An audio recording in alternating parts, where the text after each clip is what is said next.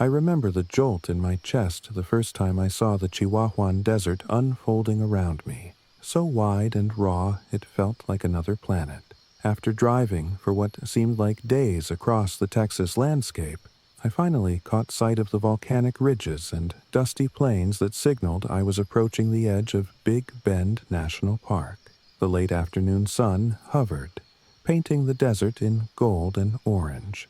I was exhausted, but a flutter of excitement stirred in my belly. I, Rosario Ro Benitez, was starting over, swapping my old social work life in Dallas for an off-grid casita in the shadow of towering desert mountains. No more endless city crises. No more heartbreak from a job that had devoured my soul. This desert was my chance to breathe again. My casita turned out to be a small adobe structure perched on a rocky slope miles from any paved road. I found it through a friend of a friend who warned me. It's remote. No electricity except solar, and water's scarce. But the views are unbelievable. They weren't kidding. When my Jeep rattled onto the final dirt track, a dusty clearing opened, revealing a modest building of sun-baked bricks and a tattered awning, with solar panels angled precariously on the roof. Beyond it stretched an expanse of desert, fading into the distant silhouette of Big Bend's peaks.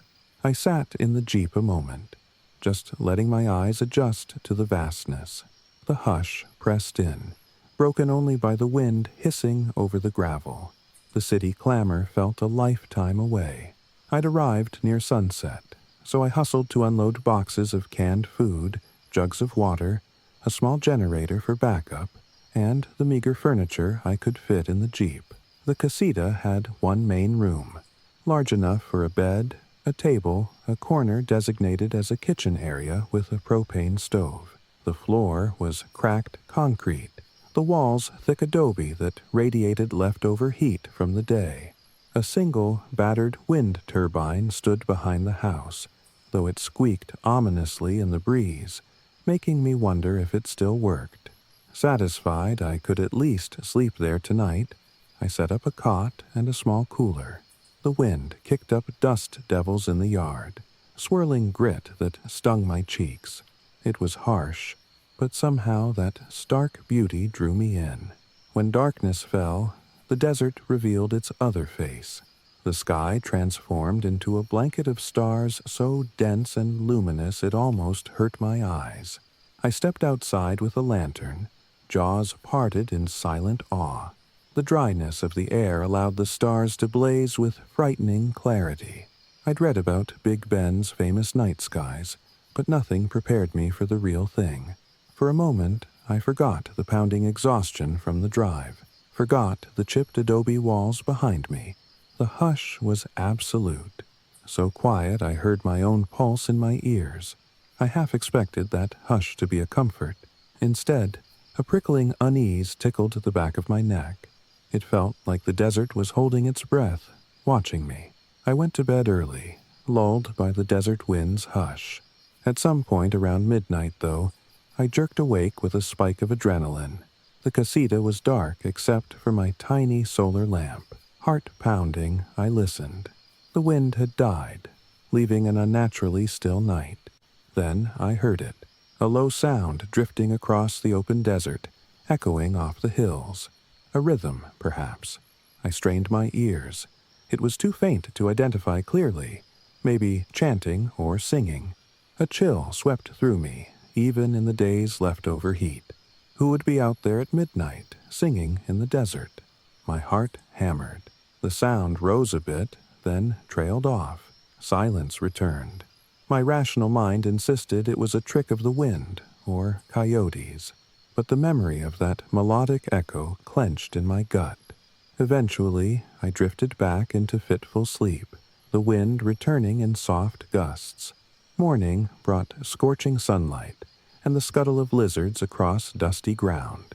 I busied myself with practical tasks, hooking up my small solar array and checking the battered wind turbine's wiring. The dryness made my throat scratchy, so I rationed my water carefully. I told myself not to worry about strange nighttime sounds.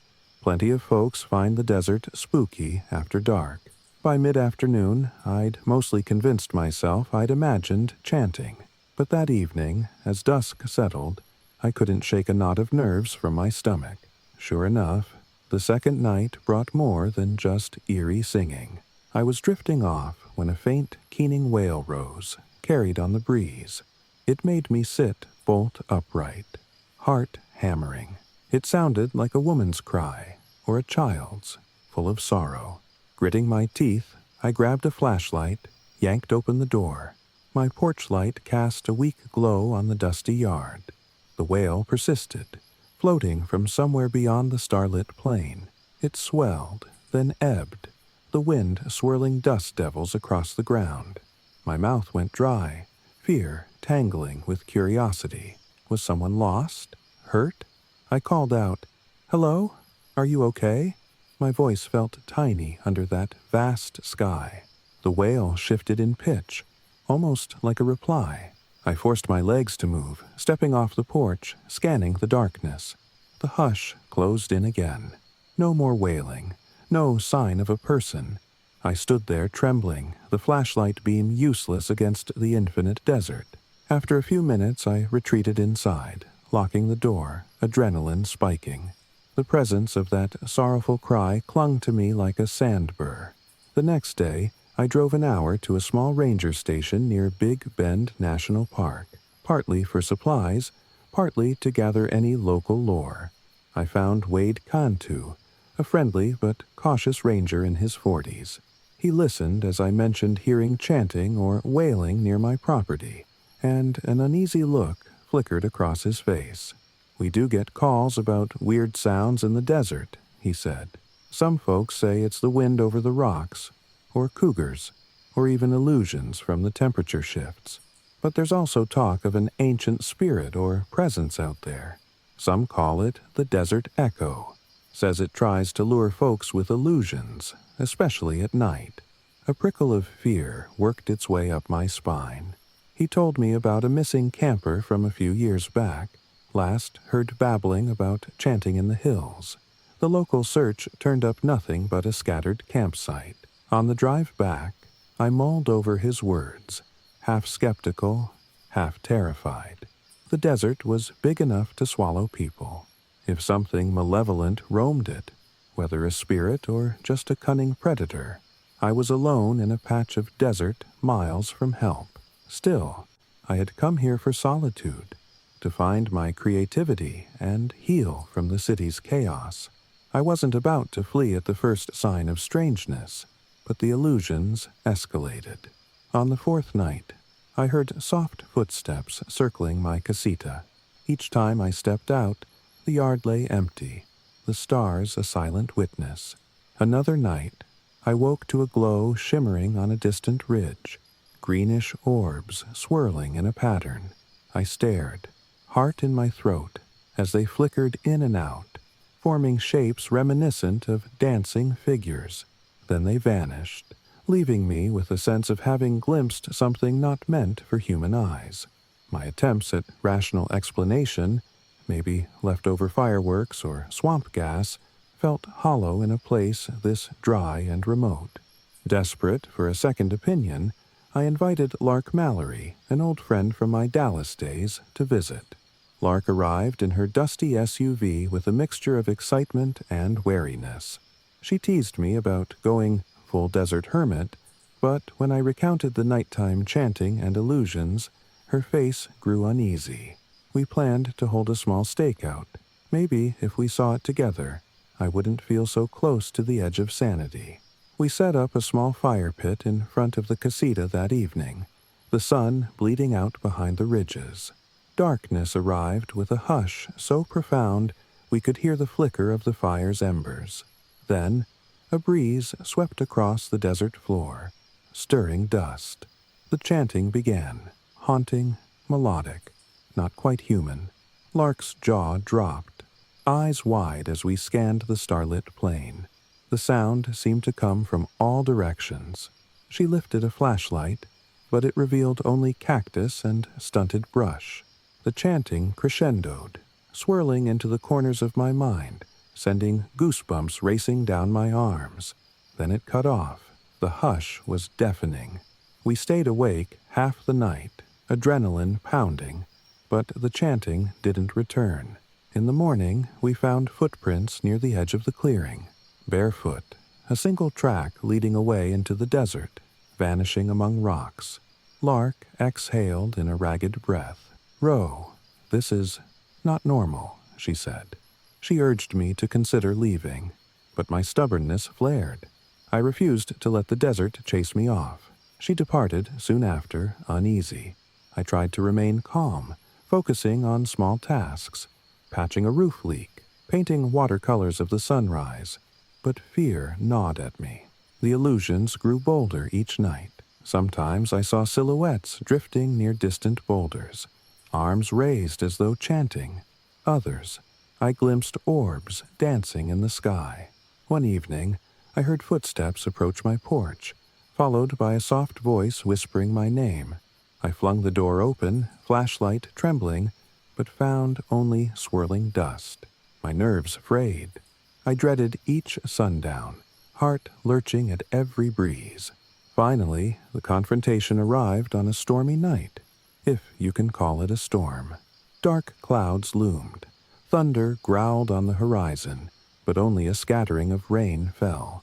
The wind whipped dust across the yard in stinging gusts. I huddled indoors, listening to the rattling of my windows. Then I heard the chanting again, louder than ever, as if pressed right up against the walls. Terrified, I armed myself with a makeshift staff, just a sturdy branch, and stepped onto the porch in the swirling dust. My lantern's flame flickered wildly, casting erratic shadows. Lightning flashed across the ridges, illuminating the desert in stark white. In that brief illumination, I saw them. A circle of figures, tall, draped in swirling dust, arms outstretched. They seemed made of ephemeral light or swirling sand. My mouth went dry as the chanting washed over me, a low, rhythmic hum that resonated in my bones. The circle parted, revealing a shape that might have been a woman or a spirit, her eyes glinting in the lantern glow. She raised an arm, beckoning me forward. Thunder rumbled, and the desert wind roared. My mind screamed to retreat, but something in me refused to cower. I approached slowly, each step crunching on gravel. The chanting intensified, vibrating the air. The figure hissed a word I didn't understand. Fear hammered in my chest, but I forced out a trembling voice. "I mean no harm. I only want to live here peacefully. Respect this desert." My words vanished under the chanting, but I kept talking, begging them to let me stay, to cease these illusions. The figure's eyes glowed, the circle of shapes pressing closer. Lightning revealed contorted faces, half human, half sand, swirling in the wind. The chanting rose, forming a crescendo that battered my senses. I felt tears on my cheeks, half from fear, half from stinging dust. Summoning every shred of courage, I dropped my makeshift staff, raised my hands palm out in surrender. "I honor this land," I shouted over the gale. "If your spirits or guardians, please, accept my apology for trespassing. I'll tread lightly, share water, share respect. I beg you, let me remain without torment."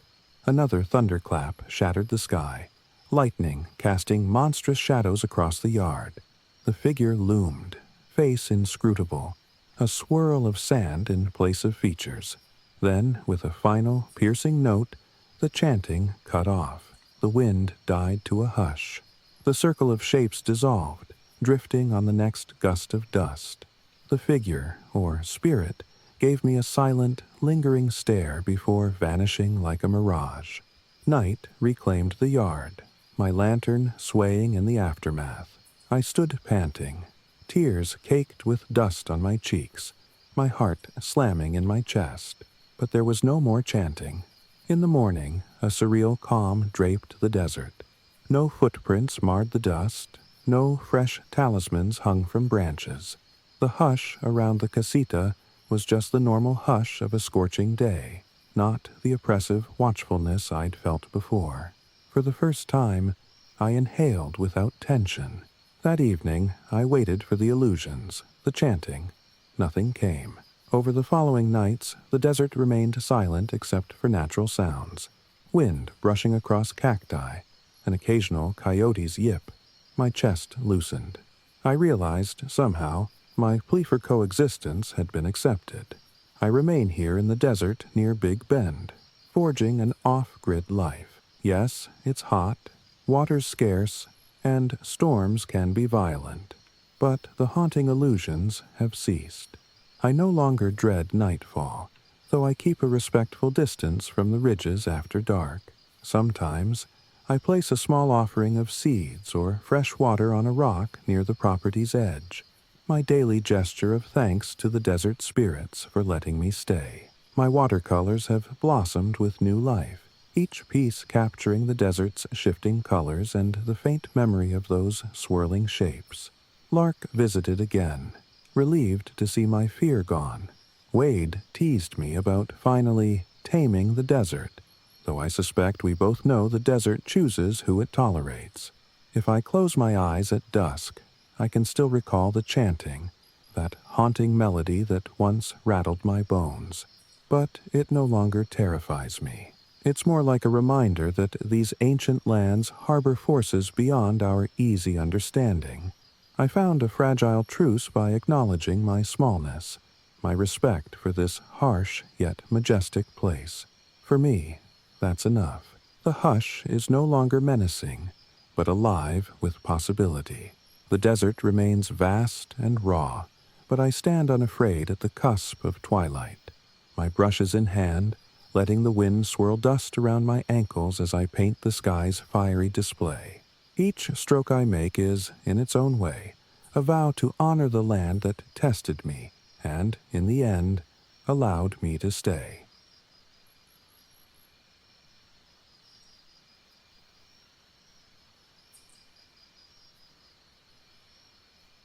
I never imagined myself living off the grid in the Red River Gorge, but after years of breathing in the stale air of my cubicle, battling traffic in Louisville, and feeling like my life was a perpetual race against time, I found myself craving the exact opposite. My husband Ethan's enthusiasm sealed the deal.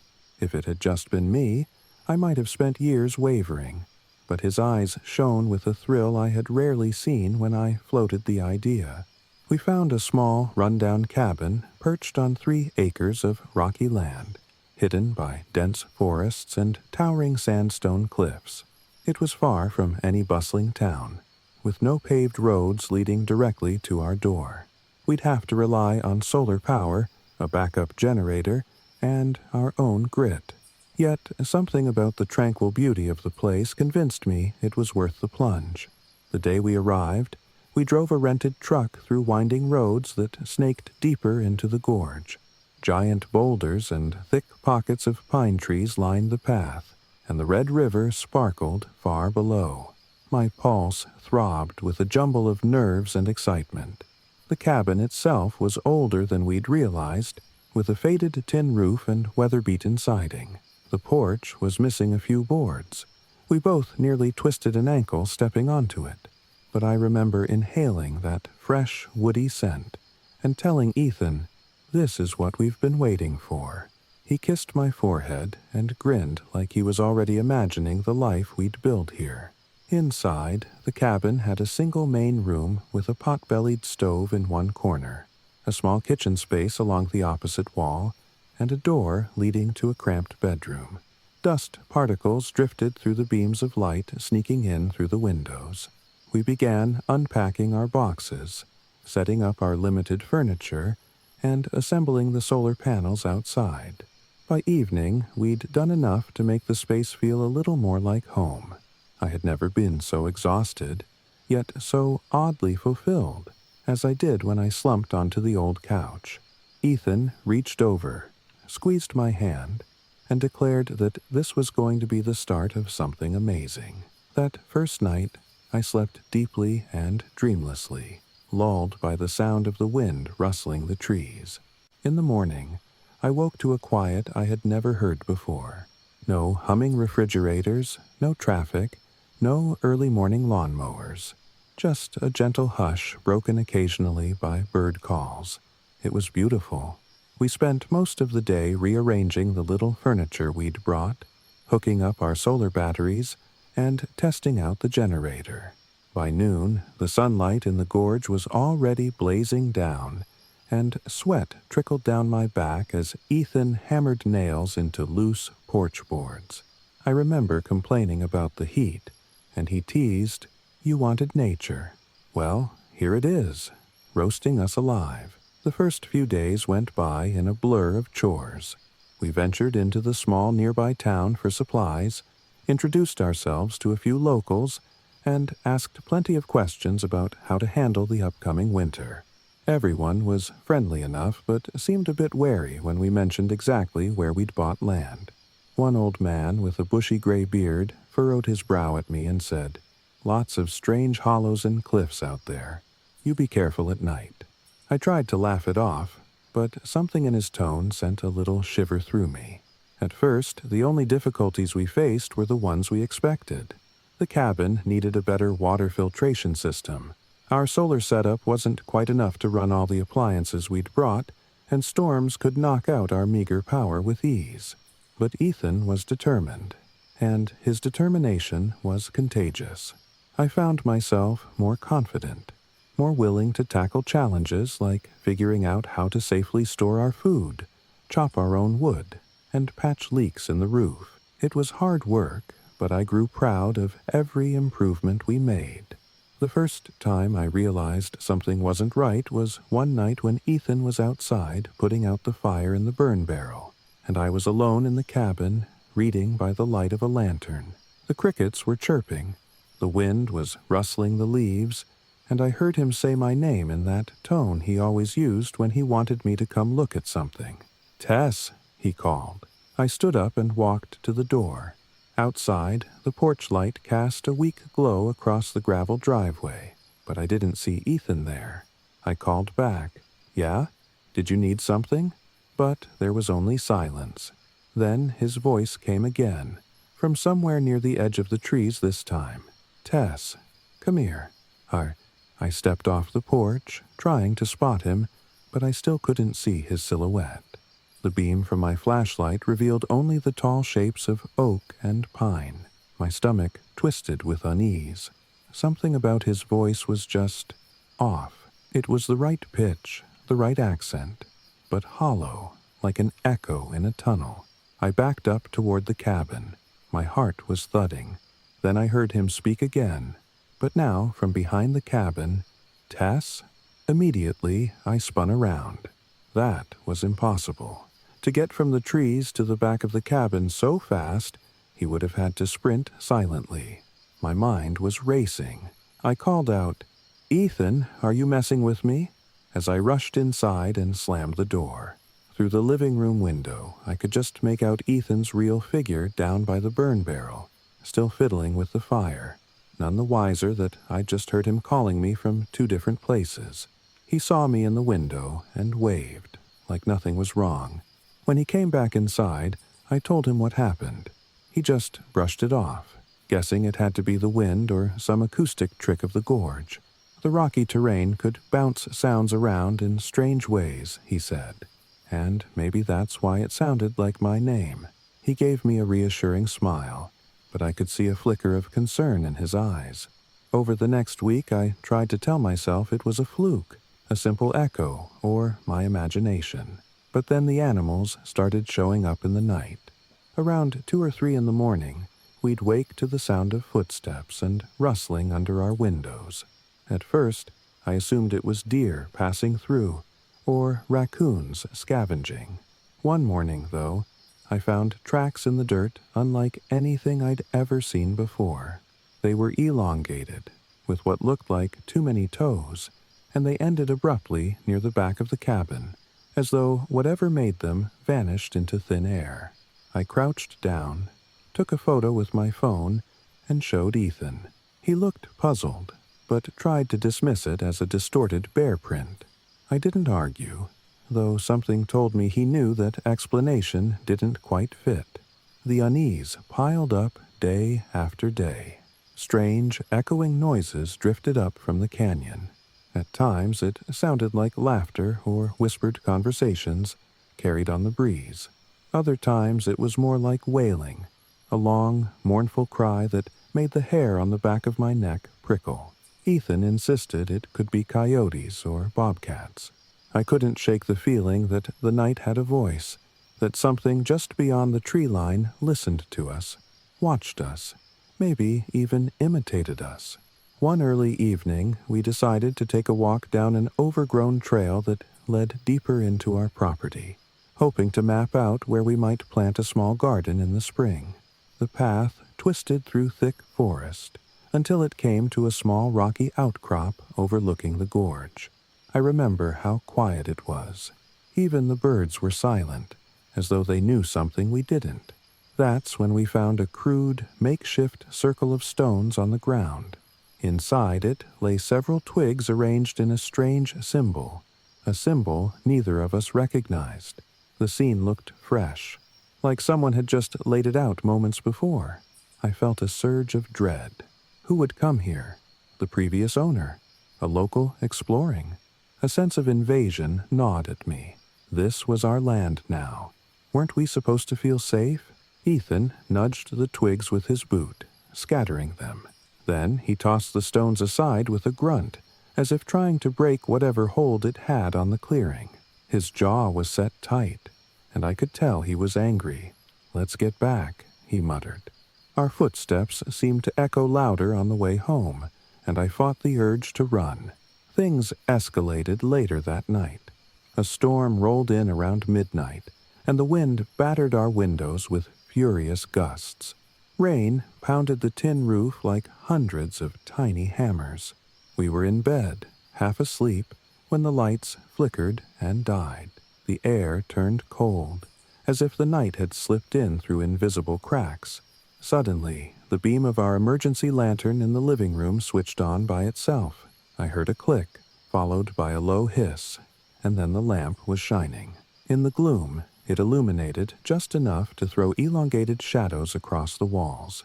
My heart raced as we got out of bed. Ethan grabbed a flashlight and we crept into the living room. The lantern sat on the table, the flame dancing inside its glass body. Then, without warning, I heard a rasping sound at the back door. It wasn't a knocking, more like claws scraping against wood. We both froze. Another scrape came, and I could have sworn I heard a ragged breath, like something was panting just on the other side. I wanted to shout, to threaten whatever was out there, but fear clenched my throat. Ethan held the flashlight in one trembling hand, the beam wavering on the door. Then he quietly reached for the shotgun we kept in a locked cabinet near the couch. Before he could load it, there was a muffled whisper, and I nearly shrieked. It was my voice this time, softly calling Ethan's name. "Ethan," it said, drawn out and breathy, like I was dying or something. A cold sweat broke out on my forehead. Even Ethan's eyes went wide, his rational explanations failing him in that moment. I stood there, teeth chattering, while he steadied the shotgun, aimed at the door, and shouted for whoever it was to leave. No reply came, just the whisper of my voice once more. Then silence.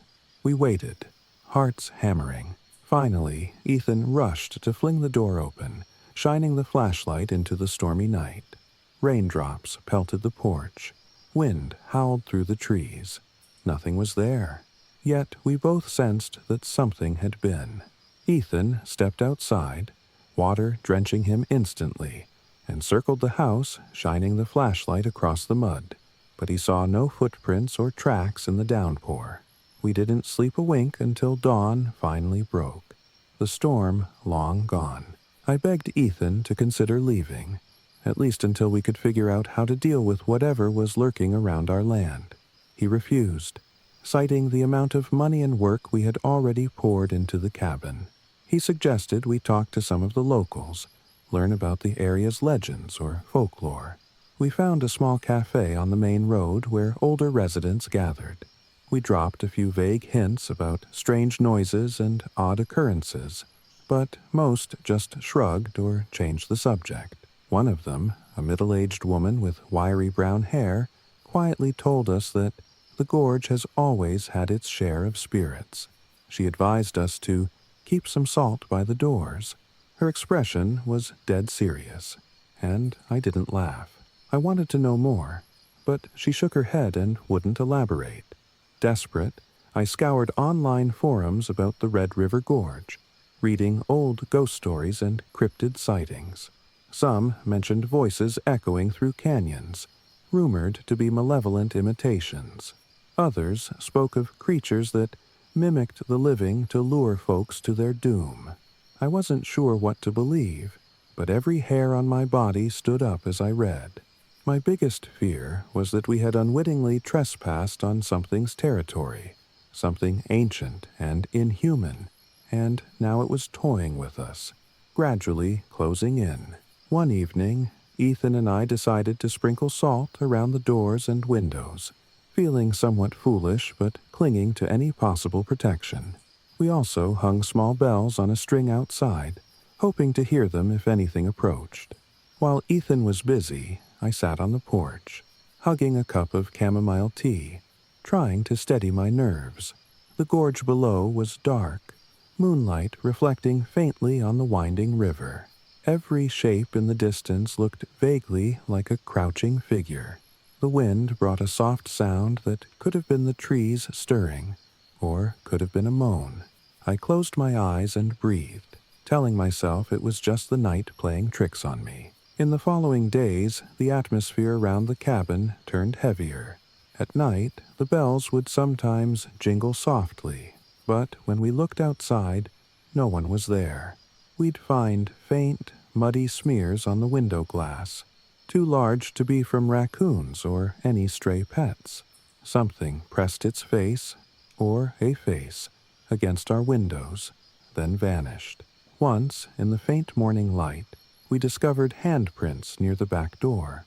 They were the shape of a human's hands, but elongated, almost claw-like at the tips, and each finger at least 2 inches longer than it should have been. Ethan started losing sleep, waking up multiple times each night, his face pale and tense. Whenever I pleaded that we should leave, he'd shake his head. "Tess, we can't just abandon our home. We'll find a way to scare it off or keep it away." His determination, normally comforting, began to feel like stubborn blindness. Part of me feared that whatever was out there knew it, too, that it relished his confidence, that it was biding its time for a final push. On one especially cold autumn night, we were awakened by a crashing sound on the porch, like a piece of furniture had been flung. We bolted upright, fear electrifying the air. Ethan loaded the shotgun. I grabbed a flashlight. When he yanked the door open, the wind burst in, sending the curtains flailing. Our porch chairs were overturned, one broken.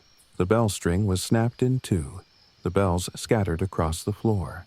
A dark, slender shape stood right at the edge of the woods, not 20 feet from the cabin. I thought perhaps it was a trick of moonlight, but then it moved. It was tall, impossibly so, 7 feet, maybe more, with arms that dangled awkwardly. Its face was obscured by the shadows, yet I sensed it was staring at us. Ethan raised the shotgun and shouted, "Go away!" The thing didn't flinch. He fired a warning shot into the air, and I jumped at the explosion of sound. The creature blurred into motion, darting deeper into the trees with uncanny speed. In seconds, it was gone, leaving a suffocating stillness behind. My body trembled uncontrollably, and Ethan grabbed my arm to steady me. We retreated inside, barricading the door with our heaviest furniture.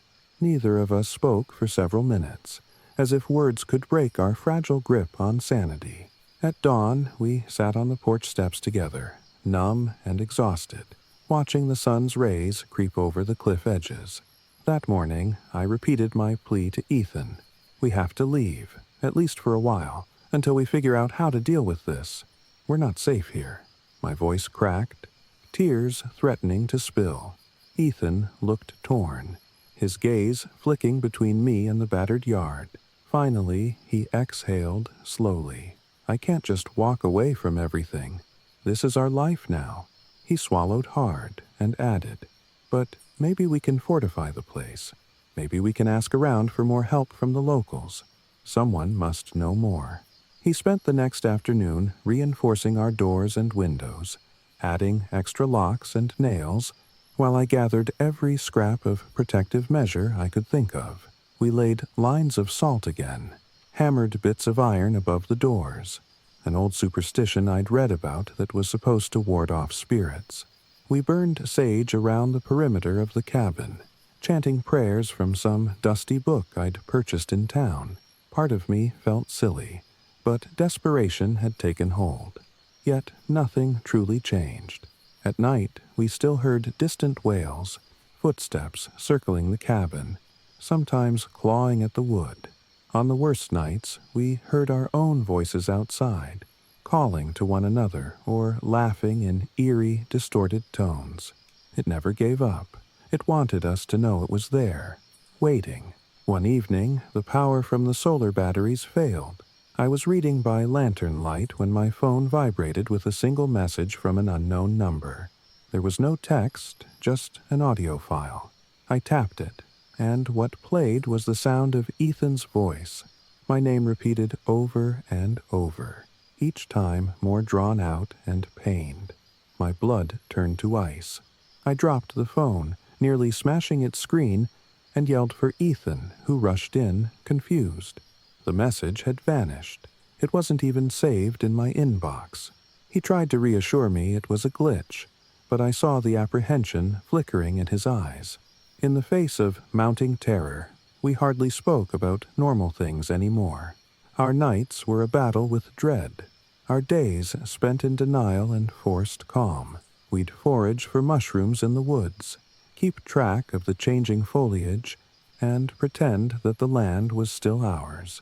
Deep down, though, I knew we were living on borrowed time, each sundown a countdown to the next assault on our nerves. Weeks passed, and though every instinct screamed at me to leave, I couldn't just abandon Ethan. He insisted we stay, that this was just a phase of some malevolent presence trying to scare us away. Maybe it was more than pride keeping him here. Maybe he believed that once we stood our ground, it would slink back into the shadows. Maybe he felt we couldn't afford to go, having sunk our savings into the property. Or maybe he was under the thrall of something older than the forest itself. As for me, I grew hollow-eyed and jumpy at every rustle of leaves. I began sleeping in my clothes, convinced that if I stayed in pajamas, I'd be too vulnerable. Every corner of the cabin felt claustrophobic at night. The windows seemed like eyes, the walls too thin. My dreams were filled with echoing voices, illusions of Ethan and me wandering in the dark, calling to each other but never finding each other. Autumn turned to early winter, and the gorge's beauty took on a colder edge. The river below looked gray and grim. I could see the silhouette of leafless trees stretching against the sky. In the evenings, bitter winds rattled the cabin and threatened to extinguish our lanterns. We found ourselves huddling around the stove, listening for the slightest sign of that presence outside. Each dawn felt like a triumph, simply for having survived the night. Sometimes I sit on the porch in the pale morning light, looking out at the tops of the cliffs, trying to recall why we came here in the first place. There was hope in our hearts then, a yearning for freedom and a simpler life, away from traffic and neon lights. Now I wonder if the gorge itself has swallowed that dream, leaving us with the bones of our determination, stripped of our innocence. I often catch Ethan staring off into the distance, his jaw tense, as if he's wrestling with his decision to stay. Still, he never budges from it. And, for all my fears, for all my desperate longing to run, I can't quite bring myself to leave him behind in this haunted wilderness. Each night I lock all our doors, recite prayers in hushed tones, and brace myself for the scraping and moaning that will inevitably return. We are not alone here, and we may never be. Something in the gorge is listening, watching, waiting with an ancient patience. Our only choice, the one that Ethan insists upon, is to stand our ground. Our battered off-grid house remains our fortress, fragile though it may be. Sometimes, as I lie awake, heart pounding in the darkness, I wonder if we made a terrible mistake in thinking we could claim this land.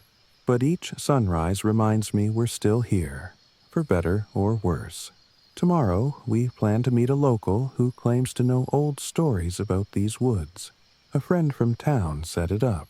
Maybe we'll learn something about how to appease whatever lurks in the cliffs.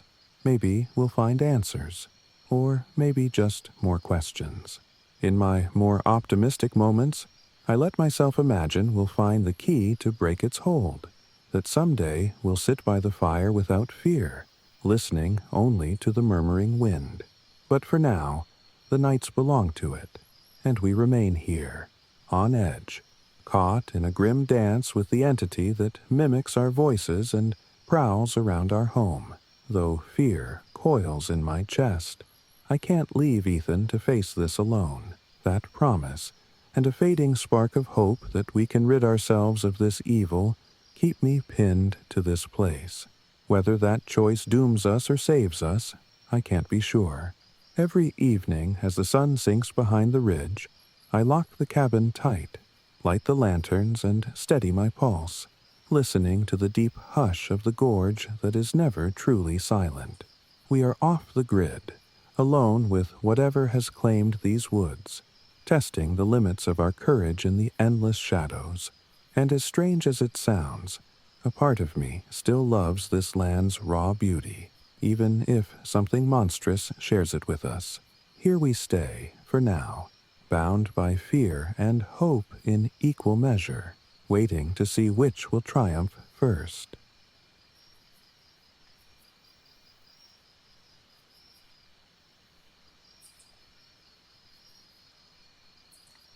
I've always heard that the desert can drive a person mad if they're not prepared for the quiet. I used to laugh at that idea. I'm Travis Parker, a former mechanic from Tucson who used to believe in nothing but cold, hard facts. I never considered myself superstitious, never saw a ghost, never spotted a UFO. If someone told me about strange lights or eerie voices, I'd nod politely and chalk it up to illusions or hysteria. Then, my wife Lucinda and I moved to a plot of arid land outside Roswell, New Mexico. We'd been dreaming of an off-grid lifestyle where we could finally be our own bosses. Ironically, it was Lucinda's idea first. She's an artist, always searching for some ineffable energy in the landscape that might spark her creativity. I liked the notion of absolute freedom. No HOA rules. No neighbors checking how high I let my grass grow. Now I realize that quiet places can indeed harbor things that defy reason. The first time we saw our property, the desert sun was so bright it felt like we'd stepped onto another planet. The land was flat, rocky, with low, scruffy bushes and hard-packed dirt that left a fine powder on our boots. Not a single tree in sight for miles. "It's perfect," Lucinda murmured, shading her eyes as she surveyed the horizon. No distractions. I squinted, half expecting to see the glint of some far-off trailer or an abandoned barn. But there was nothing, just unbroken land. The nearest small town was nearly 30 minutes away by car, more of a dusty crossroad than anything else.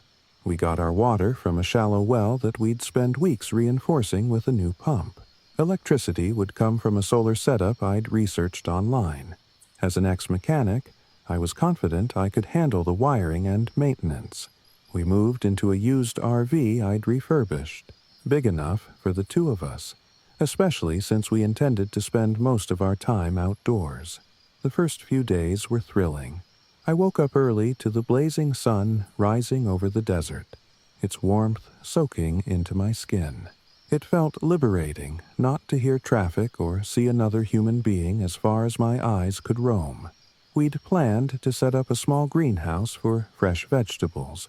We hammered stakes into the soil, rigged a drip irrigation system off the well, and celebrated each drop of water that fed our seedlings. At night, we'd sit outside in cheap folding chairs, sipping cold beer, and gazing at the clearest sky I'd ever witnessed. Stars spread out in a shimmering tapestry that made me feel like I was floating in space. Lucinda would set up her easel and paint by moonlight, or set up her camera to snap photos of the constellations. Sometimes I'd spot a meteor streaking across the sky, and for a moment I felt like I was part of something vast and wondrous. But then those lights started showing up. The first time, I shrugged it off.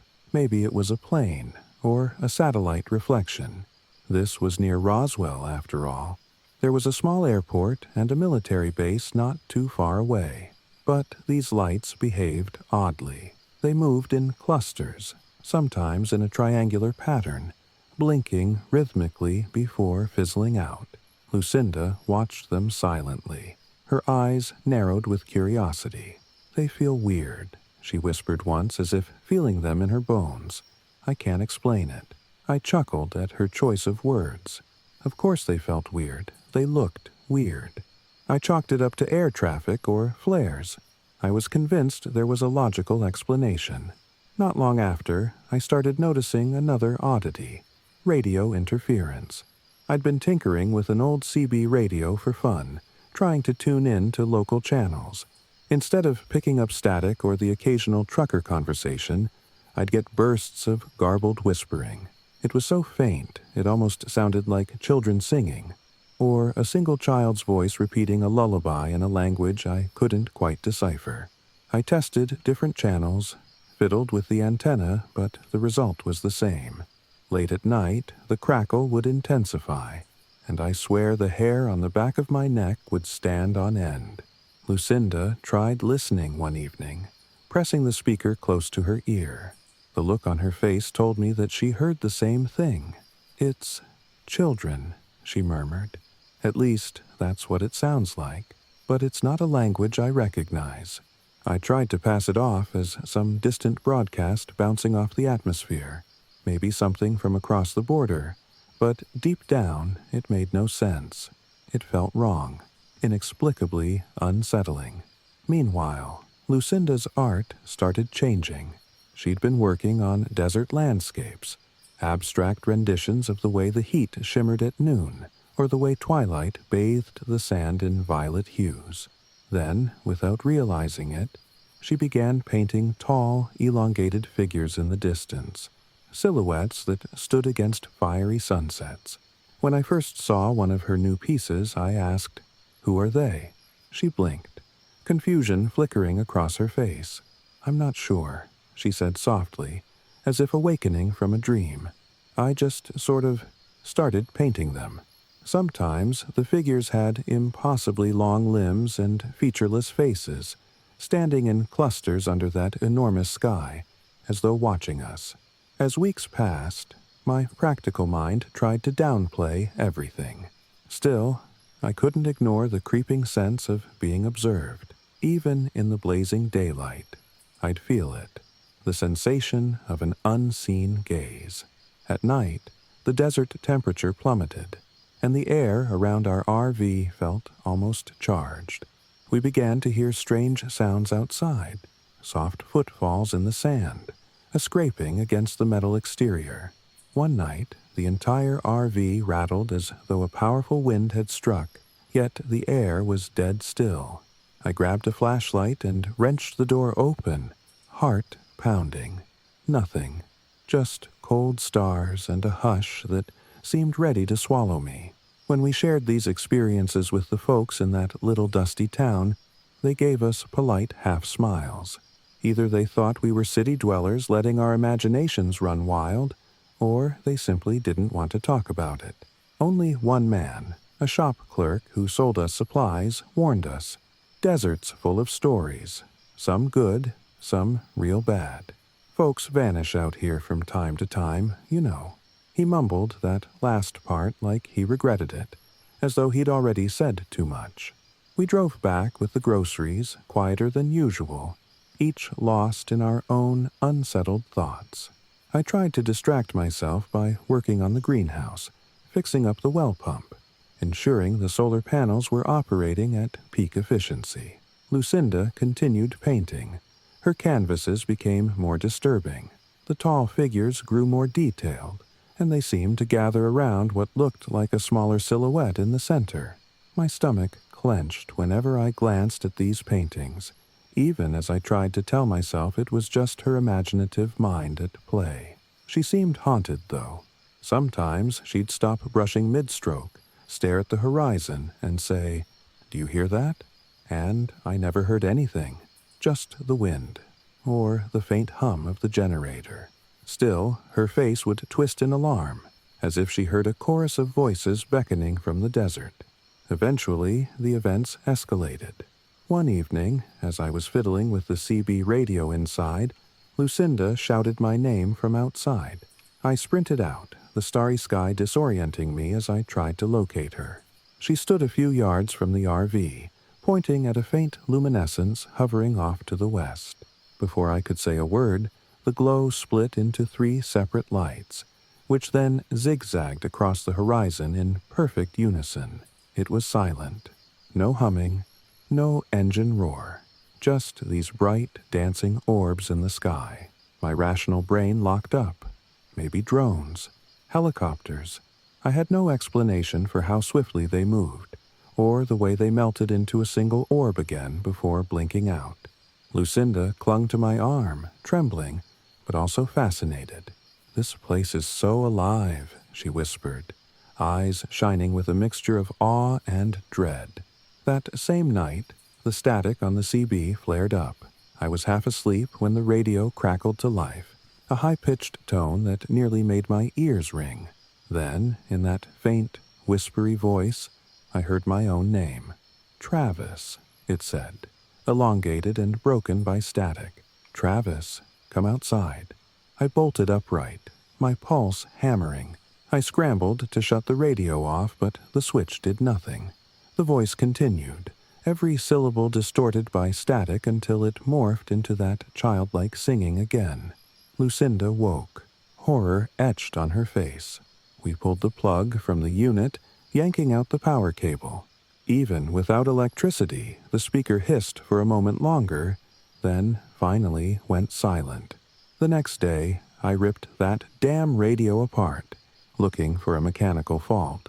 I found nothing obviously broken, no frayed wires or short circuits, but I refused to turn it on again. I threw it in the back of our storage shed, cursing under my breath. I was done with the voices, done with the static, yet the memory of it calling my name still set my teeth on edge. The desert seemed eerily calm in the daylight, but at night I was certain it was a different world, one in which logic did not apply. Lucinda's demeanor shifted too. She stopped sleeping through the night. She'd wander outside, claiming she felt compelled to paint or just to stare at the sky. Several times, I awoke to find her absent from the bed, and I'd stumble out with a flashlight, only to see her perched on a folding chair, eyes fixed on some invisible point in the darkness. Her voice sounded distant, as if she were conversing with unseen companions. When I pressed her, she wouldn't remember what she was thinking, or even how long she'd been outside. What truly unsettled me, though, were the blackouts. I'd be working on wiring or checking the greenhouse, and all of a sudden I'd come to with no recollection of the last 20 or 30 minutes. I'd find myself standing in the middle of the desert, a good 100 yards from the RV, staring at the sky. My mind would be hazy, as if I'd just woken from a vivid dream. I tried to keep this a secret from Lucinda, but she soon realized something was off. She'd find me wandering aimlessly at night, or she'd catch me half-dressed in the yard, gazing blankly at a star cluster. Whenever she asked what I was doing, I couldn't answer. Fear coiled in my gut. Was I losing my mind? we decided we needed help. We couldn't exactly call the police and say, "We're hearing voices in the radio, and we have weird lights overhead." We thought about checking in at the local clinic, but we didn't have the funds for a barrage of medical tests. Besides, there was always the chance they'd dismiss us as hysterical or dehydrated. We tried calling the nearest city for an electrician or a handyman who might help explain the interference, maybe ground the RV better. But no one would drive this far out without charging an arm and a leg. Our savings were running low, and I hated the thought of spending what little we had left on something that might yield zero answers. As if sensing our desperation, the phenomena escalated once more. One evening around dusk, Lucinda suddenly grew agitated, pacing back and forth outside the RV. Her voice trembled as she told me she could see figures moving across the desert floor. I peered out, but saw nothing except dust swirling in the wind. Then, as the sun dipped below the horizon, the temperature dropped. A coldness descended that had nothing to do with desert nightfall. The air itself felt electric, and that was when I heard it. Faint at first, then louder. A chorus of voices singing in the distance. It sounded like children, but the melody was off, dissonant and eerie. Lucinda clutched my hand, her breathing ragged. We scanned the horizon, but the voices seemed to come from everywhere at once. My skin tingled with a primal terror. The hairs on my arms stood straight up, and my chest felt tight. I tried to shout, "Who's there?" but my voice cracked and seemed to vanish into the immensity of the night. Then, just as quickly as the singing had begun, it stopped, leaving behind a silence so intense my ears rang. We rushed inside, slamming the RV door. My mind whirled with half-formed plans. Pack up and flee, call somebody, anybody, for help, or just crouch in the dark until morning. Lucinda grabbed her paintbrushes, trembling, as if she needed to capture this fear on canvas. I told her we should leave, but she just looked at me, eyes moist with confusion. "We've put everything into this place, Travis," she said, her voice desperate. "We don't have anywhere else to go right now." And we both knew it was true. We were running low on funds. We'd sunk all our money into the land and the RV, and we weren't sure we'd get enough from selling it to start over. So we endured. For weeks, we tried to live as if nothing was wrong. We rationed our supplies, keeping the well water carefully filtered, and tended what little we'd managed to grow in the greenhouse. Every day, we woke under the unforgiving sun, worked until exhaustion overcame fear, and braced ourselves for nightfall. It was like a truce with an invisible enemy, one that whispered, that sang, that lit up the sky with shapes we couldn't comprehend. Then came the night I truly doubted my sanity. We were asleep when the RV started shaking as if hit by a strong wind. Outside, I heard scuttling, like dozens of feet scraping the ground. My heart hammered. I braced the door, expecting a swarm of animals or some bizarre storm. Lucinda huddled behind me, face pale, cradling a lantern. We heard faint tapping on the walls, a pattern that rose and fell in waves. I peered through a window, expecting to see coyotes or stray dogs. Instead, in the weak glow, I glimpsed shapes that I can't properly describe. They were tall, human tall or taller, but they moved in a hunched posture, limbs too long, stepping rapidly in an awkward gait. Their eyes, or what I thought were eyes, glowed faintly, reflecting the lantern light like predators in the dark. I let out a shout, stumbling back. Lucinda gasped, pressing herself against the kitchen counter. I forced myself to lean forward and look again, just as the shapes darted out of sight. The tapping stopped, replaced by the same hush we'd grown to dread. I wanted to fling open the door and fire a warning shot from the old pistol I kept in a locked case, but some instinct warned me not to. My rational brain told me I was seeing illusions, reflections, anything but living creatures. Deep down, though, I felt these were the same things Lucinda had been painting, the same things that had whispered to me on the radio. At dawn, we found no footprints or signs of disturbance, except for a series of small, circular impressions around the RV, as though something had lightly pressed the sand in regular intervals. We didn't know what to do, so we just stared at them, tongues dry with fear. That day, we barely spoke, and Lucinda spent most of it dozing fitfully, as if the night had drained her. I wanted to get in our truck and drive away, but how far could we go? This was our home now. We'd chosen it, for better or worse. It's been months since then, and every day we teeter on the edge of that same decision. Stay or go. Every day, Lucinda paints the desert, and more, those elongated figures appear on her canvases, sometimes surrounded by swirling lights. She seems half possessed by the images, no longer frightened but numb, as if she's slowly resigning herself to this strange reality. As for me, I scramble to keep the RV running, to fix mechanical issues and check the solar panels. I stay up late, listening for those songs in the dark. Sometimes we still see lights in the sky, darting in impossible patterns. The nights remain heavy with a presence we can't explain. We've thought of contacting people who specialize in paranormal occurrences, but part of me dreads shining a public spotlight on our situation. Would that make it worse? Would these entities, or whatever they are, react violently to being studied or exposed? Or would we simply be dismissed as two eccentrics chasing illusions near Roswell? We still don't know. For now, we stand our ground, neither of us fully sure why. Maybe we're stubborn, maybe we're broke, or maybe, in some twisted way, we're as fascinated as we are terrified. When I step outside in the early morning and watch the sun claw its way over the desert, there's a raw beauty that still captivates me. The horizon stretches endlessly, and for those few moments, I feel a deep calm. Then I remember the voices, the tapping on the RV walls, the lights dancing in the sky, and the pit in my stomach returns. Even so, we remain.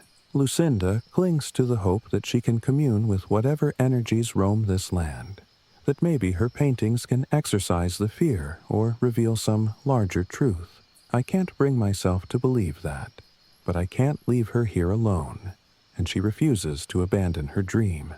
So I try to protect us however I can, double-checking locks, installing motion sensor lights, though they sometimes flicker for no reason, keeping a gun within reach, though I doubt it'd do any good against whatever walks the desert at night. The days pass slowly, and the nights crawl by even more slowly, filled with the hush that's anything but peaceful. Sometimes, in the flickering glow of our lantern, Lucinda and I stare at each other and wonder if we've crossed a threshold from which we can never return. In those moments, I recall what I once said, that the desert can drive a person mad if they're not ready for the quiet. Now I know that the quiet isn't really empty. It's full of whispers, voices just beyond our hearing, and lights that dance on the edge of explanation. Whether we conquer this place or let it consume us, I can't be certain. But for now, we remain off the grid, haunted by wonders and horrors we may never understand.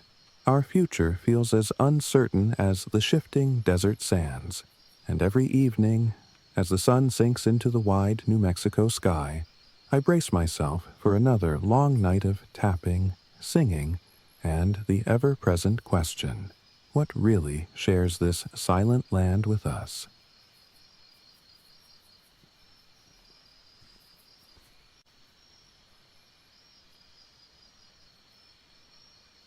I'm Daniel Cook, and for most of my life, I've been chasing a single obsession, capturing the perfect photograph of nature in its raw, unguarded state.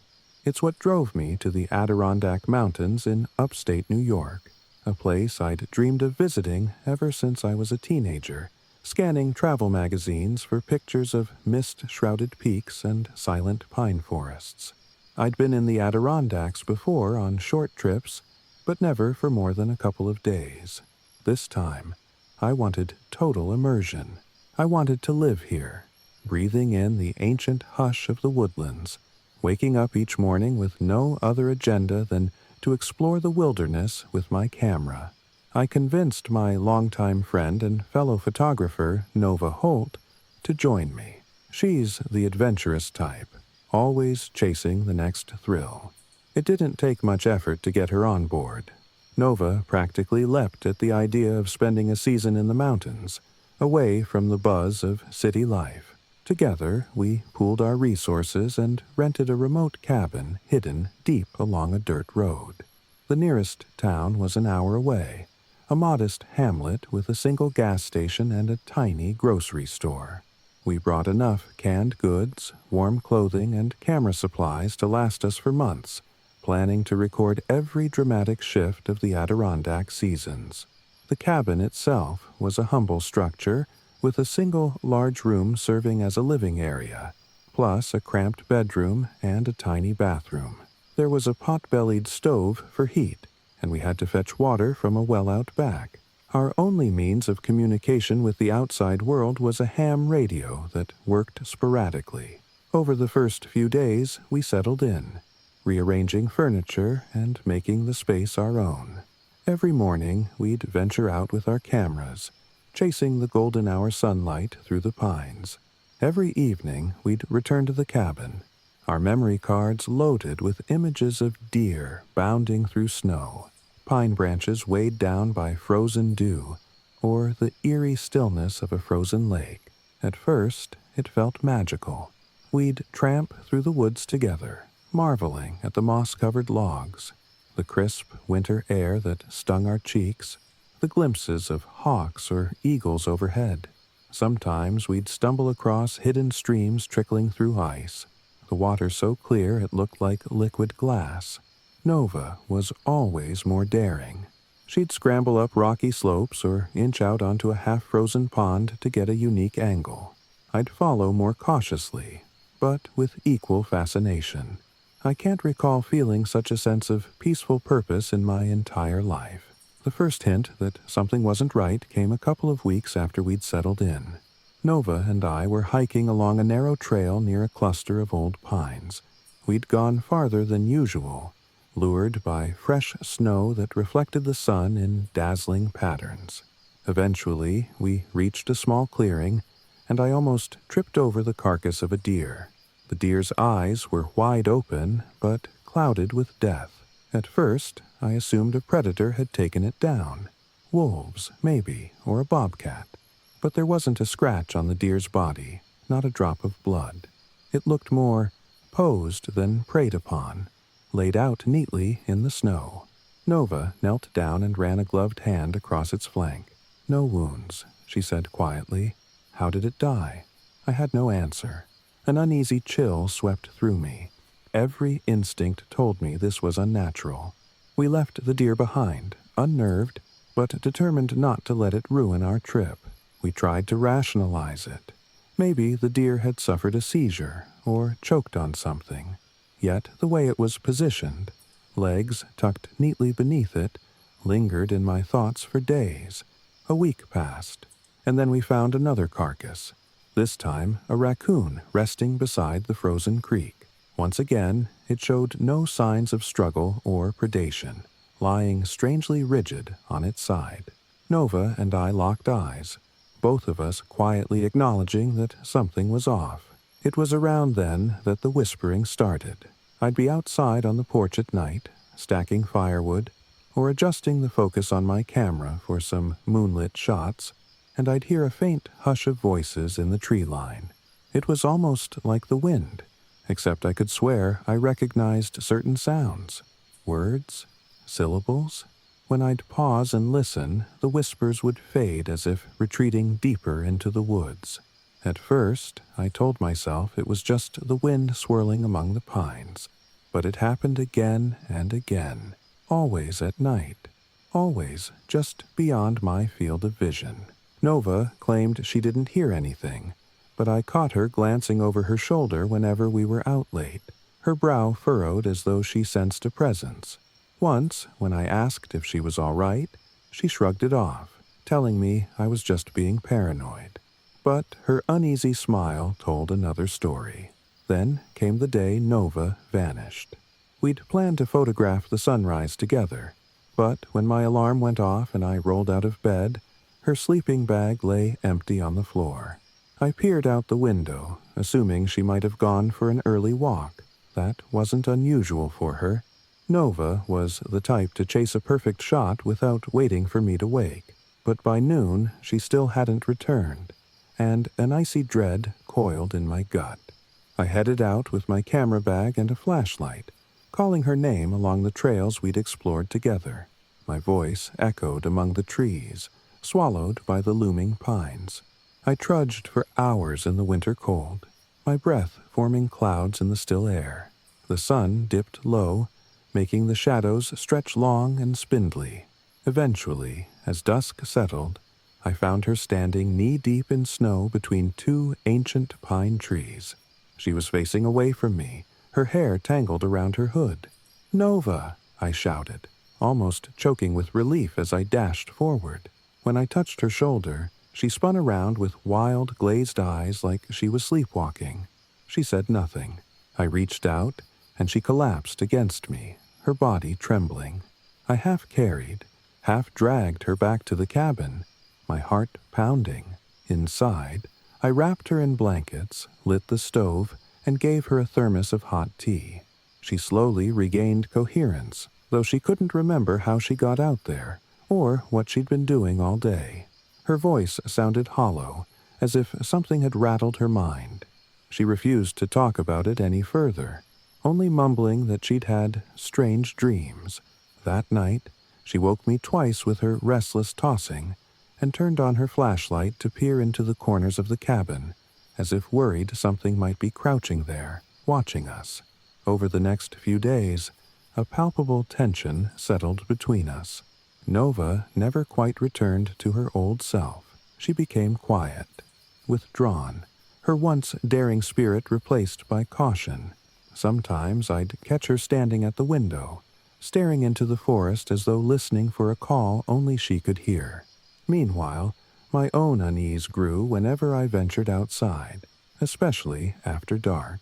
The whispering in the trees seemed louder now.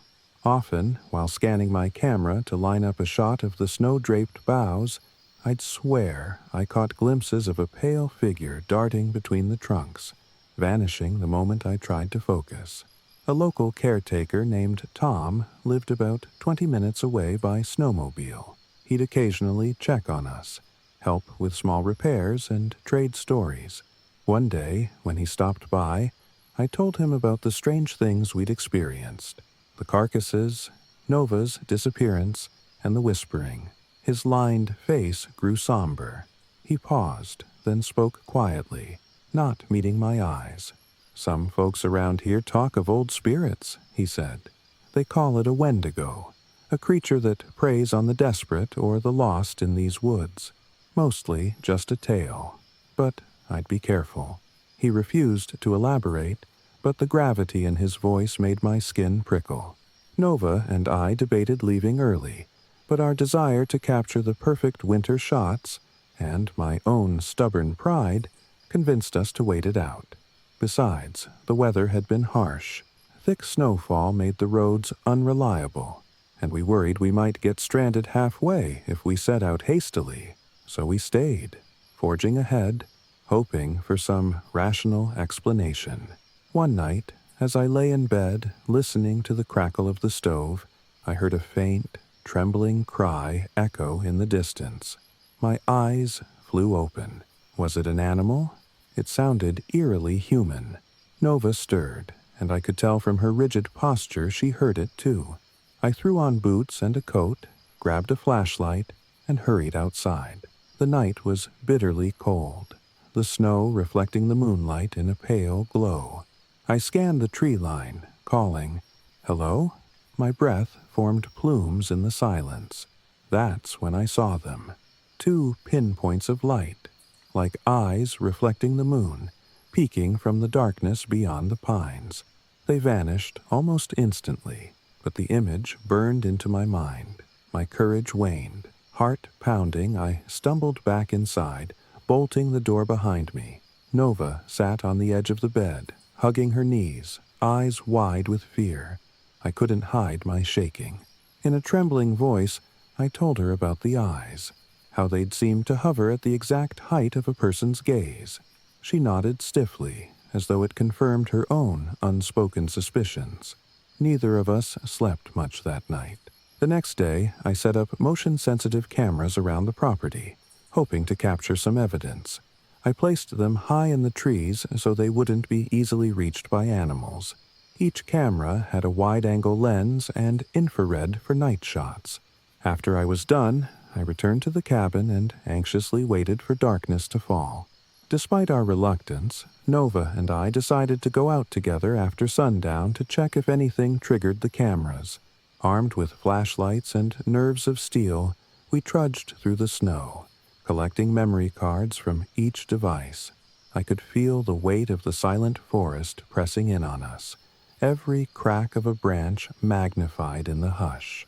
Back in the cabin, we huddled in front of my laptop to review the footage. The first camera showed nothing but swaying pine branches.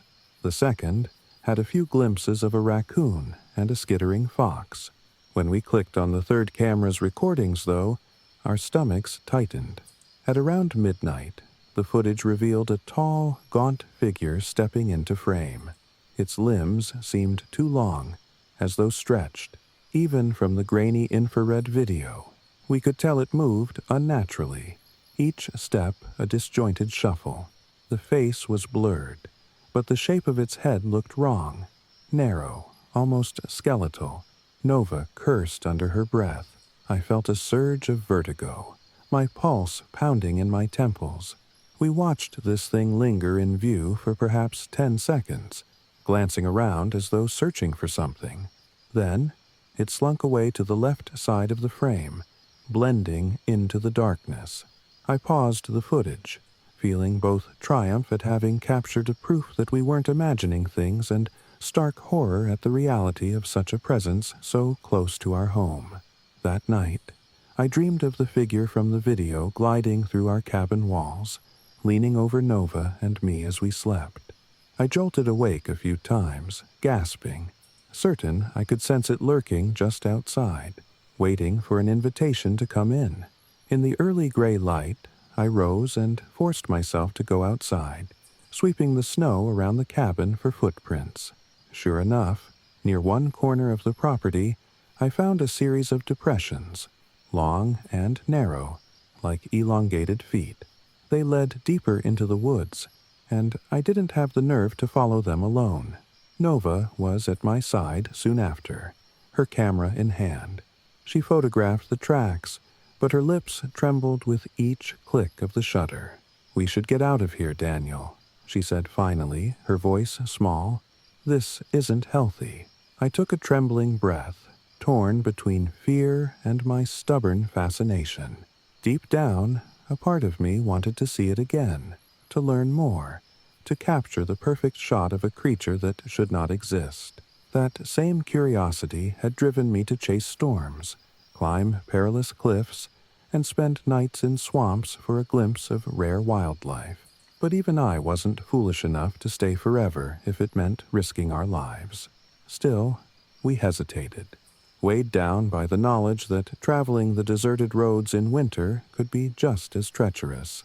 As we went inside, we agreed that if this presence intensified, we'd leave at once, no matter how abruptly we had to abandon the project.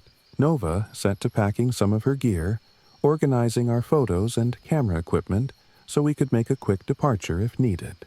Things came to a head 2 nights later. The temperature plunged to sub-zero, and we barricaded ourselves in, feeding the stove constantly. Outside, the wind howled through the pines, creating a chorus of moans that set our nerves on edge. I stepped onto the porch to grab more firewood, and I froze at the sound of heavy breathing just beyond the light's reach. My flashlight wobbled as I swept it across the yard.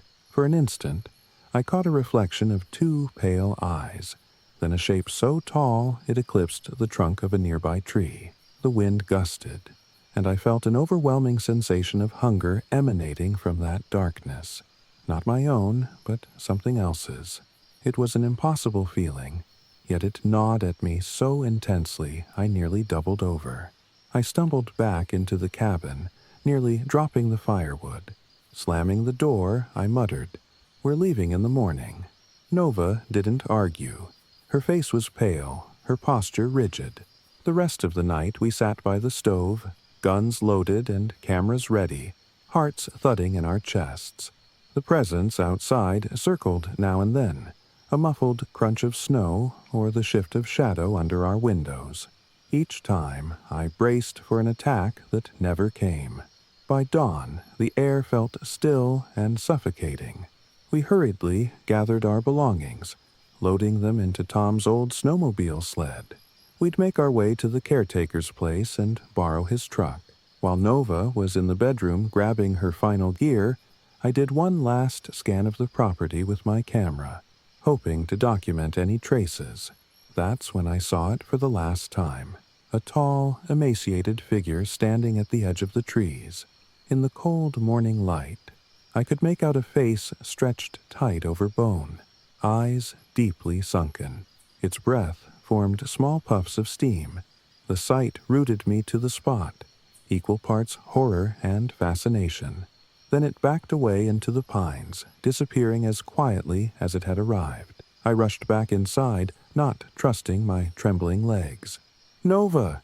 I called, and the urgency in my voice told her all she needed to know. Without question, we hopped on the snowmobile. She drove while I clung to the back, our bags strapped to the sled. The engine growled, and we tore off through the narrow trail, leaving the cabin behind. My heart pounded with every bend in the path, every shadow crossing our route, certain we'd see that creature loping behind us. But we reached Tom's place without incident, even though the sense of being watched never fully lifted. Tom stared at us, brow furrowed, as we breathlessly explained that we had to go, right now. He nodded grimly, as if our haunted expressions answered whatever questions he had about our story. He let us borrow his truck for the hour-long drive to the next town, where we could rent a vehicle or catch a bus. The last glimpse I caught of him was a solemn wave, like he was used to people fleeing the deep woods for reasons he didn't need spelled out. By the time we rolled into town, my adrenaline had crashed. I felt numb, exhausted, and strangely sad. We'd come to the Adirondacks for beauty and adventure, and we were fleeing with nothing but dread in our hearts. That night, in a small motel room, Nova and I flipped through the images and footage we'd captured. Photos of ice-laden valleys and serene sunsets mingled with the horrifying, grainy shots of the gaunt figure. We fell silent, neither of us sure what to do with the evidence. Would anyone believe us? Would we even dare show them? Eventually, I closed my laptop, staring at the ceiling. My pulse still drummed with the leftover terror. Across the room, Nova exhaled shakily. I thought about the cabin, our gear left behind, the swirling snow, and those dark pines that seemed to harbor ancient, hungry things. I couldn't deny how profoundly this experience had shaken me, how it had chipped away at my certainty in the natural world. In the end, we were forced to admit that some corners of wilderness might not belong to us at all, might hold forces beyond our comprehension. We checked out of the motel early the next morning and headed south. Days blurred into a road trip back to the city, a return to normalcy that felt entirely surreal. Even now, when I wake up in my cramped apartment, I swear I can still hear the rustling of pine needles, the low whisper of voices in the wind, echoing from some memory that refuses to fade. Sometimes, I even miss the haunting beauty of that remote cabin, the thrill of solitude, despite what we encountered. But I've come to realize there are places in this world that are best left unexplored, or at least respected in ways we never understood. In the Adirondack wilderness, something ancient called out to us, tested our nerve, and sent us running. The images we took remain as evidence, though I'll likely never release them publicly. Deep down, I don't need widespread validation. I know what we saw was real, and I've made an uneasy peace with the idea that some mysteries stay hidden in the silent depths of the forest, waiting for the next unsuspecting wanderer to listen to the whispering wind and follow it into the cold embrace of the pines.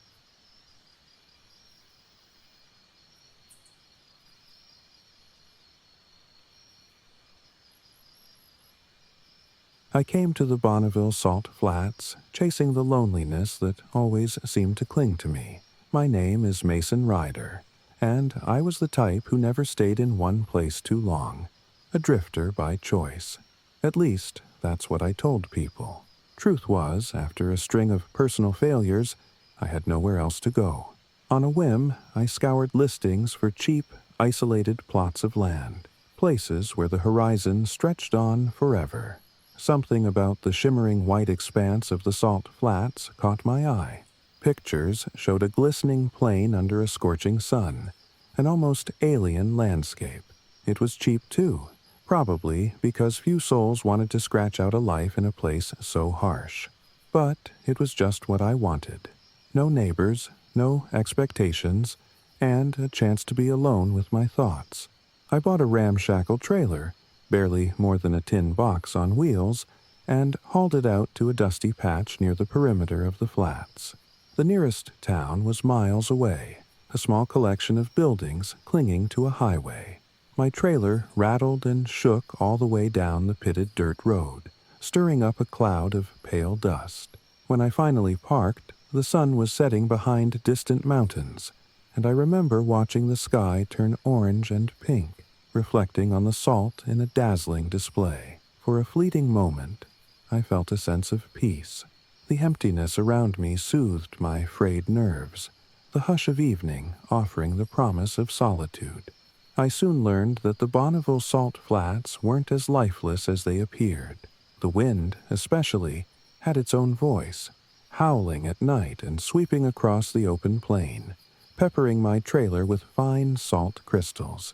When the sun rose, the flats turned blinding white, reflecting heat so intense I could hardly stand outside for more than an hour without retreating to the shade.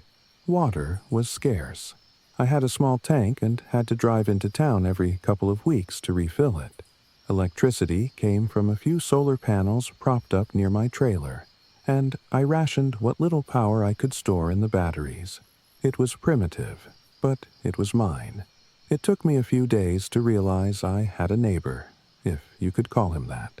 Gabe Ortega was a former race car driver who used the Salt Flats for speed trials from time to time. He'd bought a small shipping container that he converted into a workshop living space, perched about half a mile down the dusty trail from me. I first met him one morning when I was tinkering under the hood of my truck, sweating through my shirt. A plume of dust on the horizon announced his arrival. He pulled up in a modified pickup, the engine purring in a way that told me he'd spared no expense on it. Stepping out, he gave me a friendly wave. We hit it off fast enough. Gabe was wiry, sun-baked, and had a grin that lit up his face, even in the punishing desert glare. He told me he was working on breaking some speed records in the flats with his custom car, though he planned to keep a low profile until it was ready. "Gotta fine-tune the engine first," he said with a wink. I liked his easygoing nature. He invited me over for a beer that night, promising he had a generator to keep things cold. The prospect of a chilled drink in this heat was too good to pass up, and I followed him over at sunset. His container home was surprisingly cozy. He'd hung blankets along the walls for insulation and set up an actual couch and a mini-fridge. We cracked open a couple of beers, and I asked him what possessed him to live out here in such God-forsaken terrain. He shrugged. Cheap land, and nobody to complain about the noise, he said, tapping the side of his container. Sometimes I like to blast my music or run engines at all hours without disturbing anyone. I smiled. It was a fair point. As darkness fell, we stepped outside. glancing at the endless stars. There's something about a desert sky at night that makes you feel like you're drifting through space. Somewhere past midnight, we heard a faint chanting sound carried on the wind. It was so soft at first. I thought it was just my imagination. Then Gabe looked at me, brow furrowed, obviously hearing it too. The chanting was low and melodic, not quite music and not quite speech, though there was a rhythm. The hairs on my arms stood up. Gabe switched off the generator, plunging us into near total silence, and we listened. The chanting persisted for a few more seconds before fading into the night. Gabe finally exhaled and chuckled nervously. "Must be some folks messing around," he said. Though we both knew the nearest town was far enough away that no one would just wander onto the flats for a late-night sing-along. We shrugged it off. When you live alone in the middle of nowhere, weird noises happen, right? Wind can play tricks. Salt can crack under temperature changes. But I couldn't shake the unsettling tingle creeping up my spine. Days slid by, and I fell into a routine. Mornings, I'd wake at sunrise and work on maintaining the trailer or my truck. The midday heat was unbearable, so I'd huddle inside, reading old paperbacks I'd picked up in thrift stores, or doze off under the monotonous hum of a small fan. Evenings were my favorite, when the sun's brutal rays softened, and I could step out to see the salt flats glow with pinkish-orange light. Sometimes Gabe would come around, shooting the breeze, telling me stories about his racing days. I'd listen eagerly, happy for the company. But the nights, they were different. I began to notice that the chanting, or whatever it was, kept returning, echoing faintly across the flats. Sometimes it was just a whisper, drifting so low I couldn't be sure if I was awake or dreaming. Other times, it would swell into a chorus, voices overlapping in a hypnotic rhythm. It never lasted long, but each time it happened, a cold knot formed in my stomach. Gabe heard it too. He'd text me random messages like, "You hear that?" or "It's back." One evening, as the chanting emerged, we both hurried outside with flashlights, scanning the wide expanse. Nothing but starlight reflecting on the salt, and the wind sliding over the surface like a restless spirit. I told Gabe we should do a thorough sweep, maybe drive around the perimeter, see if we could spot footprints or tire tracks. But everything out here was so uniform that unless you knew where to look, you'd never find a clue. We drove for an hour, windows down, our truck lights bouncing off the white flats like a spotlight on a stage. We found nothing, no sign of intruders, no gatherings of rowdy teenagers. The chanting seemed to come and go of its own accord, vanishing whenever we got too curious. Things took a more unsettling turn when I started waking up to find strange symbols drawn in the salt near my trailer. The first time, I stumbled out in the dawn light, blinking sleep from my eyes, and saw a twisting pattern carved into the ground right by my front step. It looked like a spiral with jagged offshoots, as if someone had scratched it into the salt with a sharp stick. I poked at it with my boot, half expecting it to be some random swirl of wind erosion. But no, it was deliberate. Shaken, I glanced around, but whoever had done it was long gone. I called Gabe over, and he whistled low when he saw it. "Could be some local kids messing with you," he offered, but his tone said he didn't believe his own words. Over the following week, more symbols appeared. Sometimes they'd be scattered around my trailer, sometimes near Gabe's container, always etched in the crusty surface of the flats. They were all different, an assortment of strange geometric shapes that made my skin crawl. We considered calling the local sheriff, but we had no real evidence other than lines in the salt. Besides, we both guessed the police would consider it a prank, not worth the drive out. Determined not to let the place get under my skin, I erased the symbols with my foot each time, trying to reclaim my space. But something about them lingered in my head, tugging at my thoughts like an itch I couldn't scratch. The chanting grew bolder after the symbols started appearing. I remember one night in particular. The moon was almost full, illuminating the salt flats in a ghostly glow. I was outside, leaning against my truck, when a distant wail rose on the breeze, a haunting cry that seemed to reverberate across miles of empty space. My pulse thundered. The cry turned into chanting, several voices, if they were voices, weaving together in an eerie harmony. I caught snippets of a language I couldn't place, syllables rolling and hissing.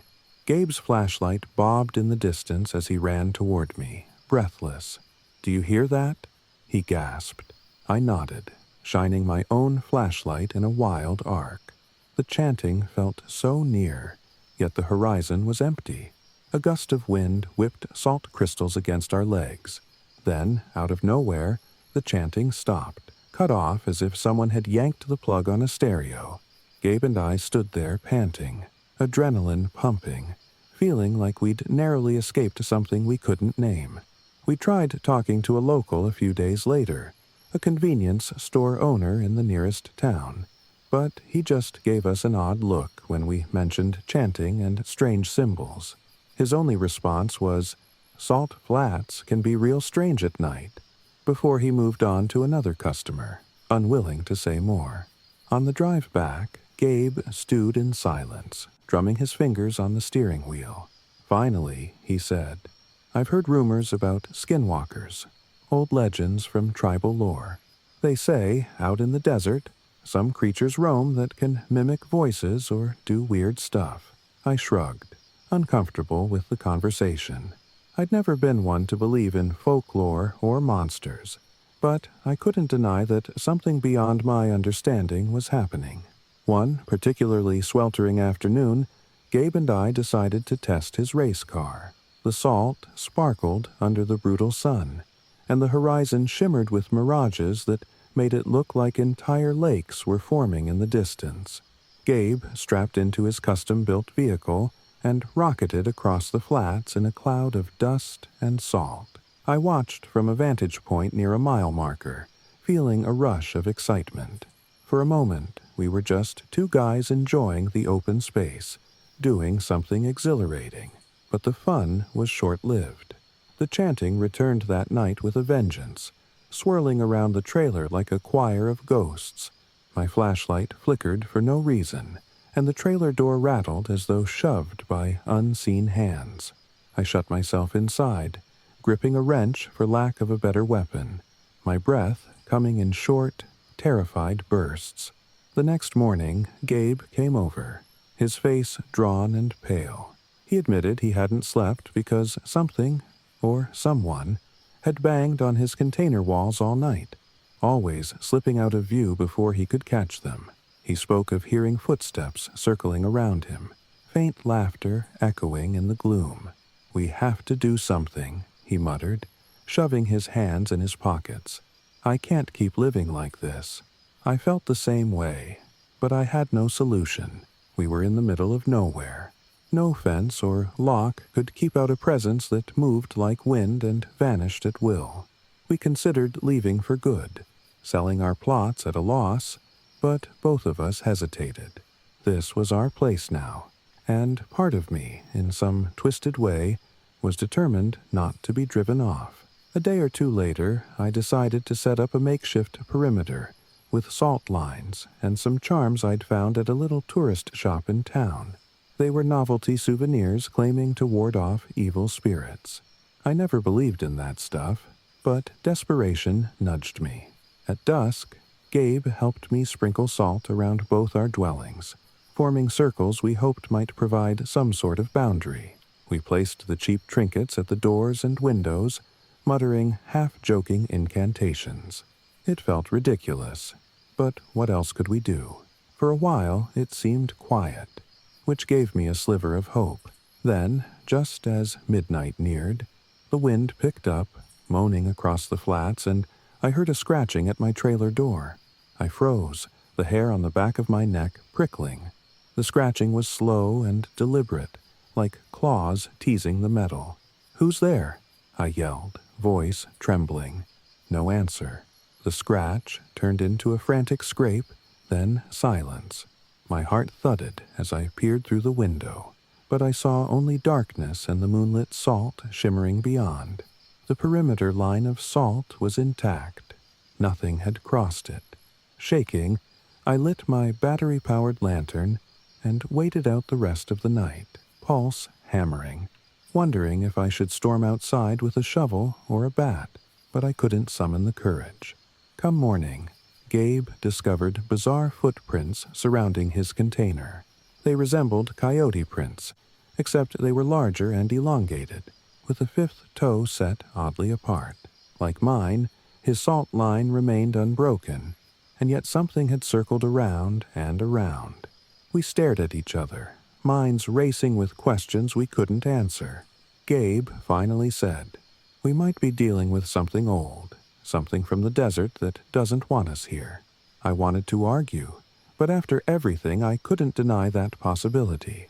He retrieved a shotgun from his container and loaded it grimly.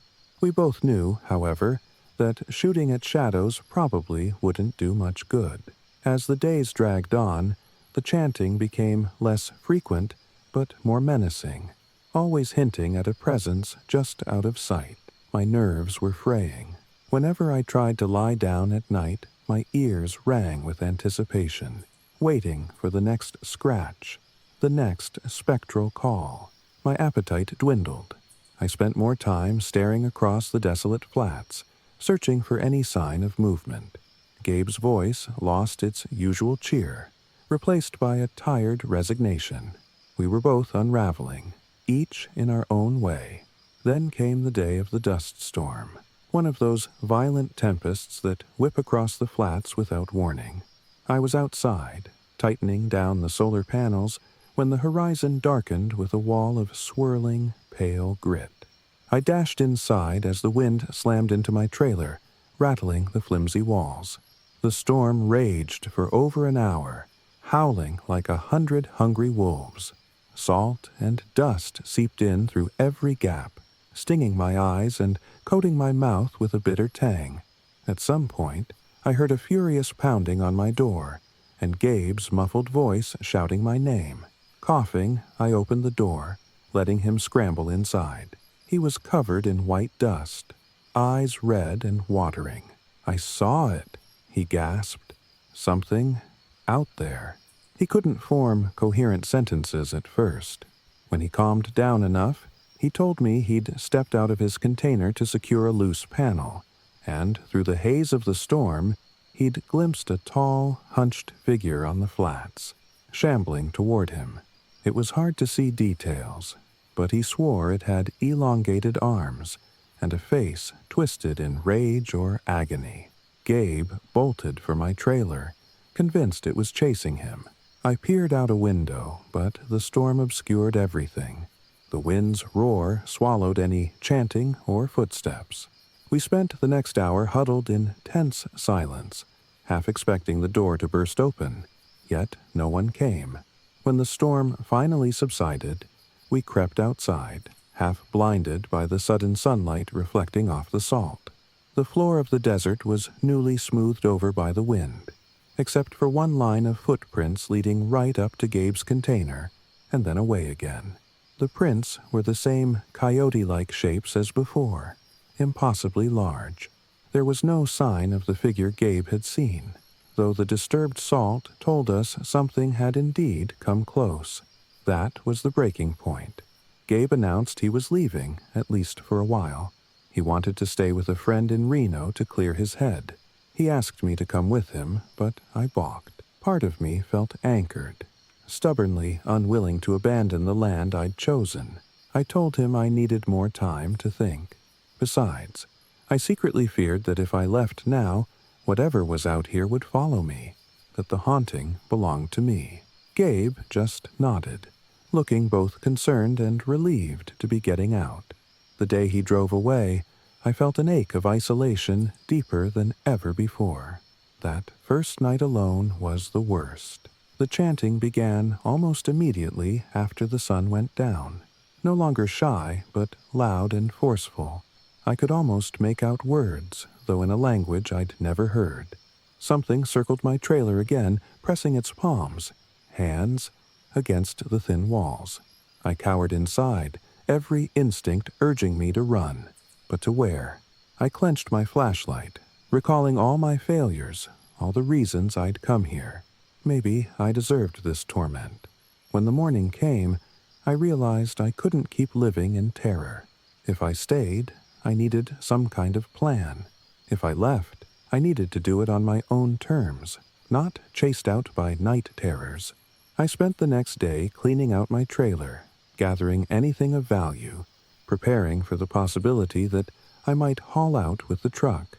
The sunlight was fierce, and the salt gleamed so brightly it hurt my eyes. Around noon, I thought I spotted movement far out on the flats, a flicker of shadow against white. Adrenaline spiked. I lifted my binoculars, scanning. For a split second, I saw a shape, a tall silhouette, before it vanished. I dropped the binoculars, hands trembling. That decided it for me. I wasn't safe here, and I knew it. My bravado had drained away, replaced by fear and the dawning awareness that I was no match for whatever prowled these flats at night. By sunset, I'd packed most of my gear. I prayed the truck would start without issue, because if it didn't, I'd be stranded. The engine coughed to life, and relief washed over me. I intended to drive through the night, away from Bonneville, away from chanting and claw marks, away from this alien plane. As I idled, letting the engine warm up, I heard that chanting begin once again, echoing behind me. My stomach knotted. Despite my terror, I forced myself to walk one last circle around my trailer, checking to make sure everything was secure. The chanting grew louder, almost frantic now, as if it knew I was leaving. The wind picked up, stinging my cheeks with salt. Suddenly, from the corner of my eye, I glimpsed a figure standing at the edge of my headlight's glow. Tall, hunched, arms too long, face indistinct in the swirling dust. I froze, heart pounding. For a moment, neither of us moved, locked in a silent confrontation. Then I bolted, throwing myself into the driver's seat and slamming the door. The figure remained, illuminated faintly in my rearview mirror as I hit the gas, the chanting rising to a wailing crescendo before fading into the roar of my engine. Salt dust spun in the mirrors, and soon I was barreling down the road away from the flats, away from that relentless presence that had haunted me for weeks. I never looked back. By the time I reached the main highway, my hands were shaking so badly I could barely keep the truck in my lane. When I finally stopped at a roadside diner hours later, I realized I had tears streaking my dust-caked face.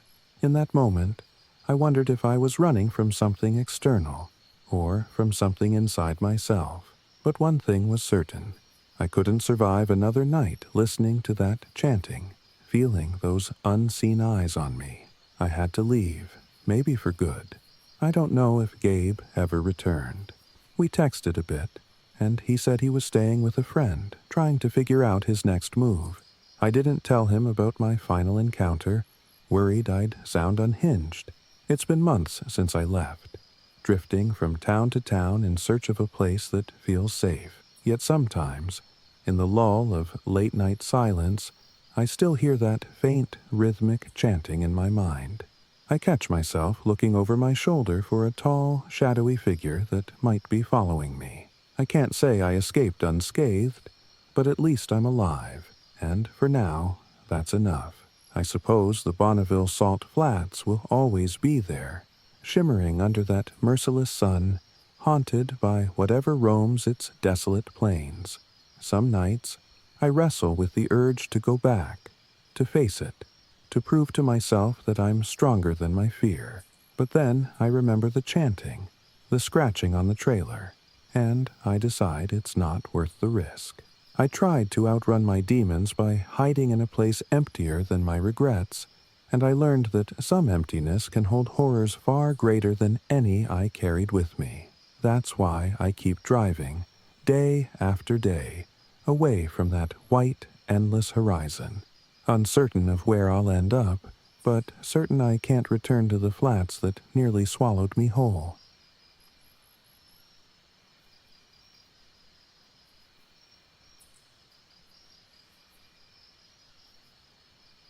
I'm Elizabeth Caldwell, though most people call me Liz. Not long ago, I inherited a secluded lakeside cabin near Devil's Fork State Park in South Carolina from a distant relative I barely remembered. A couple of signatures later, I found myself owner of an old wooden structure perched along the shore of Lake Jockasee. At the time, I was a struggling freelance writer looking for somewhere quiet and cheap to finish my novel. The sudden inheritance felt like a stroke of good fortune, almost too good to be true. When I visited the cabin for the first time, the view of the sparkling lake and the dense forests all around took my breath away. A sense of possibility filled me. I was sure this was going to be my creative oasis, a hidden gem that would give me the solitude I desperately craved. Over the next few days, I moved in, bringing my laptop, a small assortment of furniture, and a trunk full of books. My only reliable help with maintenance was a caretaker named Conrad Pierce, a rugged, quiet man who lived a few miles away.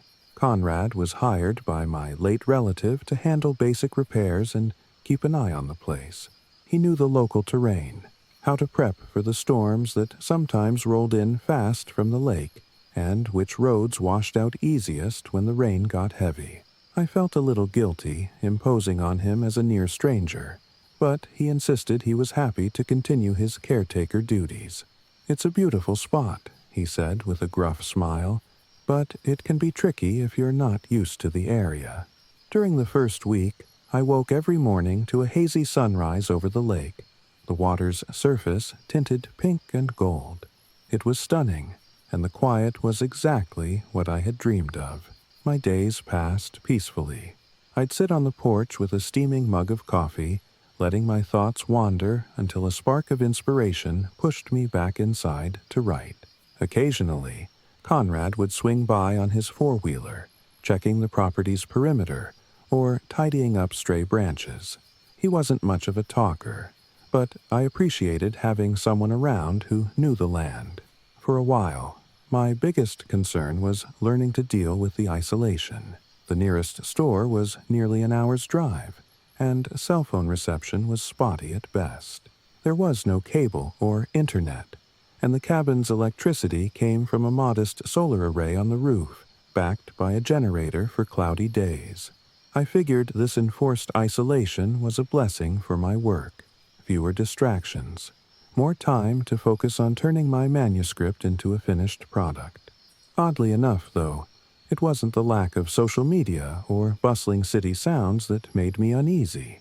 It was the persistent sense that the cabin wasn't as empty as it seemed. It started with small things. Doors that I'd swear I left open would be closed when I returned.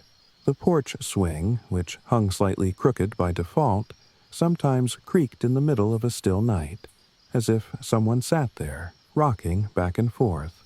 I was naturally jumpy, so I tried to brush it off, telling myself it was the wind or my own absent-mindedness. But then the footsteps began. Late one evening, I was typing in the dim living room, the lamp beside me flickering every so often. The only other light was from the moon, shining through the large window that overlooked the lake. I became aware of soft, deliberate steps on the porch. The boards creaked in a slow, measured pattern. My pulse quickened. It was too heavy to be the wind. I set my laptop aside, approached the door, and peered through the small window. Nobody was there. Yet the footsteps continued, circling around until they stopped by the far side of the cabin. I grabbed a flashlight, mustered my courage, and flung the door open. The cool, damp air rushed in. My heart pounded, but I saw no sign of anyone. Not on the porch, not by the big oak tree near the front, nowhere. After a moment of tense silence, I convinced myself it must have been an animal, maybe a raccoon or a possum with a heavier tread. Even so, locking the door that night, I felt an unfamiliar knot of anxiety in my stomach. The next morning, I found wet footprints on the back deck, small ones shaped like a child's bare feet, leading from the lake to the door and then vanishing. A chill went through me, because the footprints ended abruptly in the middle of the deck, as if whoever made them had dissolved into the air. I crouched down, gingerly touching the water. It was still damp. Whatever left those prints had been there recently. I recalled stories of swimmers in Lake Jockasee, families coming to boat or fish, but nobody lived close enough to wander onto my property without me hearing them on the gravel driveway. I took photos on my phone, half as proof for myself. What would I say if I showed them to Conrad? He'd probably think I was spooked by the local kids playing pranks. I wiped the footprints with an old towel and tried to forget about them, though it wasn't easy. As the days passed, my writing took a darker turn. My novel was supposed to be a light-hearted drama, yet I found myself drafting eerie scenes I'd never intended to include. My characters were seeing ghosts, hearing voices in the night, drowning in nightmares. Each time I tried to steer the story back, I'd end up diving down another morbid path. It was as if my mind was fueled by the cabin's uncanny atmosphere. Even the lake, beautiful though it was, started to give me an uneasy feeling, especially at dusk, when the water turned dark and a thick fog sometimes rolled in along the shoreline. I confided in Conrad about the footprints one afternoon. We were hauling firewood from the stack behind the cabin to the porch, preparing for a cold snap on the forecast. He wiped sweat from his brow, looking more perplexed than dismissive. "That's strange," he muttered. "Not many kids around here, and none that had come sneaking onto private property by the lake. I'll keep an eye out." The thoughtful concern in his eyes reassured me a bit. He suggested we add a motion sensor light by the dock and maybe put up a trail camera along the water's edge. I agreed, grateful for any precaution that might put my mind at ease. It was that very night, with the new motion sensor light installed, that the real haunting began. I was in bed, a thin duvet pulled up to my chin. The night was unusually silent. No wind rustling the trees, no crickets chirping. Suddenly, the sensor light flicked on, illuminating the yard with harsh white brightness. My eyes snapped open. I reached for the flashlight I kept on the nightstand. If someone was snooping around, I wanted to catch them in the act. Slowly, I crept to the window that faced the dock. The light shone on the small path leading to the lake. At first, I saw nothing. Then, my gaze shifted to a corner of the illuminated area. A figure stood near the water. A small child, maybe 6 or 7, with wet, stringy hair plastered to her face. She wore what looked like an old-fashioned nightgown, dripping with lake water. My breath seized in my chest. She was staring up at the cabin, her eyes dark, almost featureless in the glare of the light. Her arms hung limply at her sides. I should have rushed outside to help a child who might be drowning, but something in me recoiled, every instinct screaming that what I saw wasn't a normal child at all. A chill bloomed over my entire body. Then, in the space of a single blink, she vanished. The motion light clicked off, plunging the yard back into darkness. I stood there for what felt like an eternity, flashlight clenched in my fist, too terrified to move. Eventually, I forced myself to the door, locked it tight, and returned to bed, though sleep never came. The next morning, Conrad found me haggard and shaky, retelling the story of the little girl. He frowned. "I've heard rumors," he admitted, shifting uneasily on the porch steps. "A couple of folks around the park have mentioned seeing strange things in the water, hearing echoes of kids crying at odd hours. Some say the lake's haunted by people who drowned. Could be urban legends." Despite his attempts to sound casual, I saw the tension in his shoulders. I pounced on the mention of drownings, pressing him for details. He shrugged. "Lake Jockasee's big, and accidents happen. I don't know exact stories. just that some souls never find rest. He then cleared his throat, as if regretting telling me anything. How about we try the trail camera, see what it captures? We placed the camera near the dock and aimed it where I'd seen the apparition. I went back to my writing, though my mind kept wandering to that pale figure by the lake. I felt like the cabin was closing in on me. That evening, I tried to focus on daily chores to keep the dread at bay. Cleaning dishes, tidying the living room, dusting old shelves. Once I'd done all I could, I settled on the couch, a blanket draped over me, and read a dog-eared mystery novel under the flickering lamp. Sometime around midnight, the lamp blinked out, as if the generator lost power for a moment. The entire cabin sank into darkness. Then I heard a splash outside, followed by the scraping of something against the window. Heart pounding, I grabbed my flashlight once more. The power returned, making the lamp blink back to life, but I still raced to look outside. By the weak glow of the porch light, I saw a series of wet footprints leading around the side of the cabin. Not child-sized this time. Adult footprints, bare, and spaced in a staggering pattern as though someone limped or dragged a foot. The prints pooled with water, dripping away as I stared. My breath caught in my throat. The path of footprints curved away, and I could just make out droplets glistening on the grass, trailing into the darkness. I nearly called Conrad right then and there, but I felt foolish. Was I supposed to say, "There's someone leaving ghostly footprints in my yard at midnight"? Instead, I locked every door and window, then sat upright on the couch, a heavy kitchen knife within reach, my heart hammering until dawn.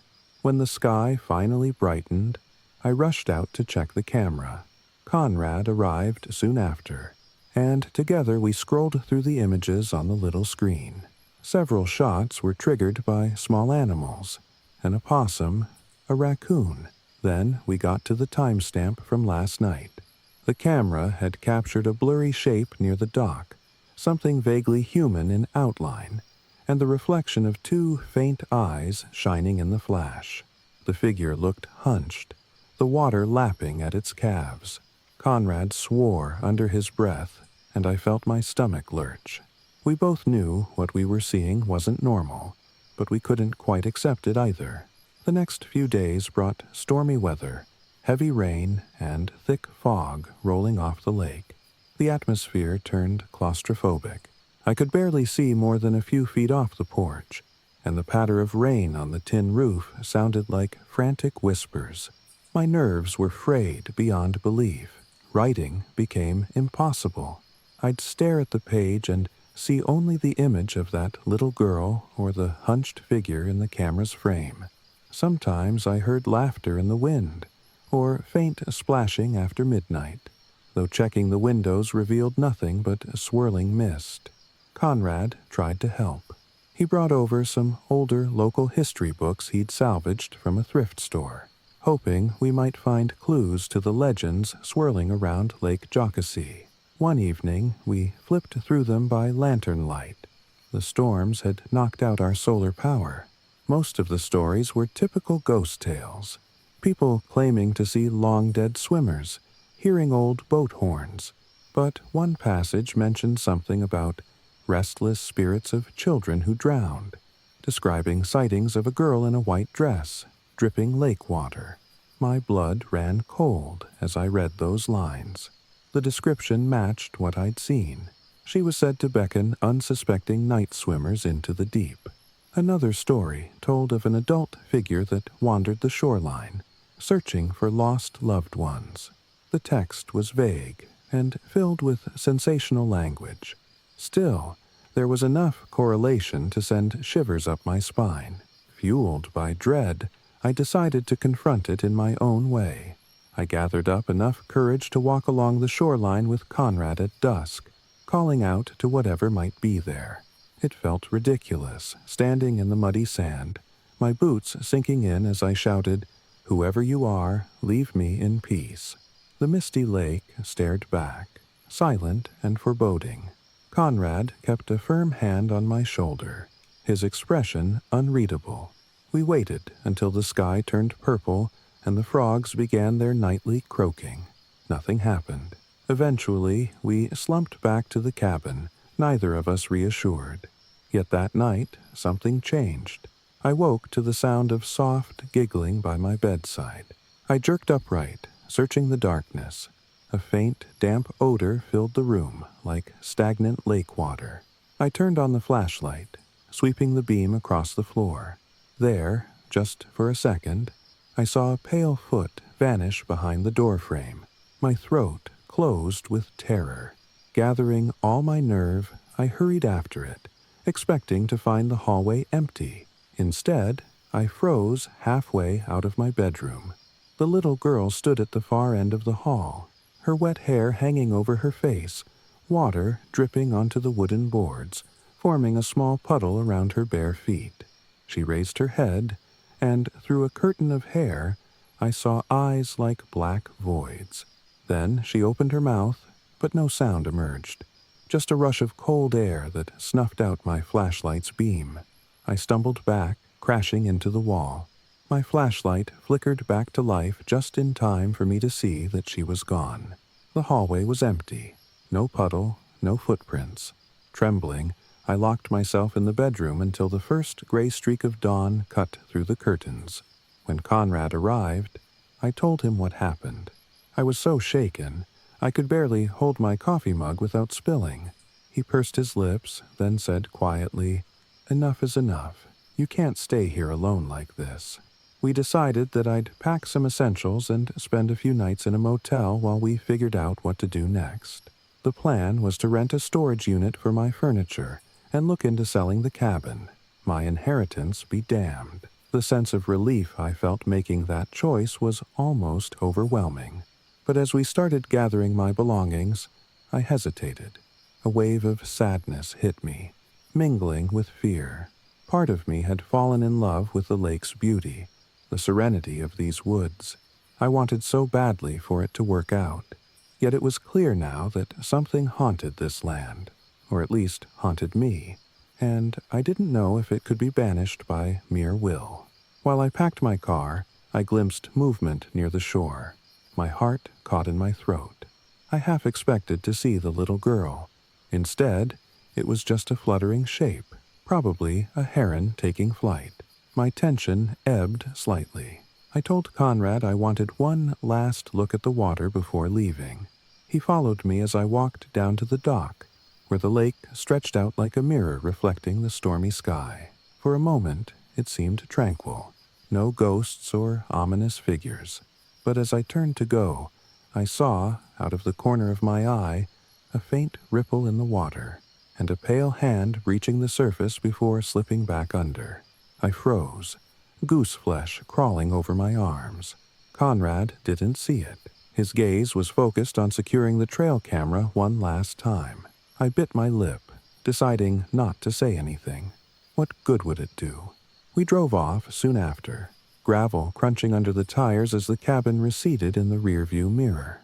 My heart pounded, torn between panic and sorrow. Would leaving truly free me from these apparitions? Or were they bound to the lake, fated to roam its shores until they found whatever they were missing? Part of me wondered if my presence had stirred them up, if my restlessness called to theirs. My mind spun with unanswered questions, but for my own sanity, I had to leave.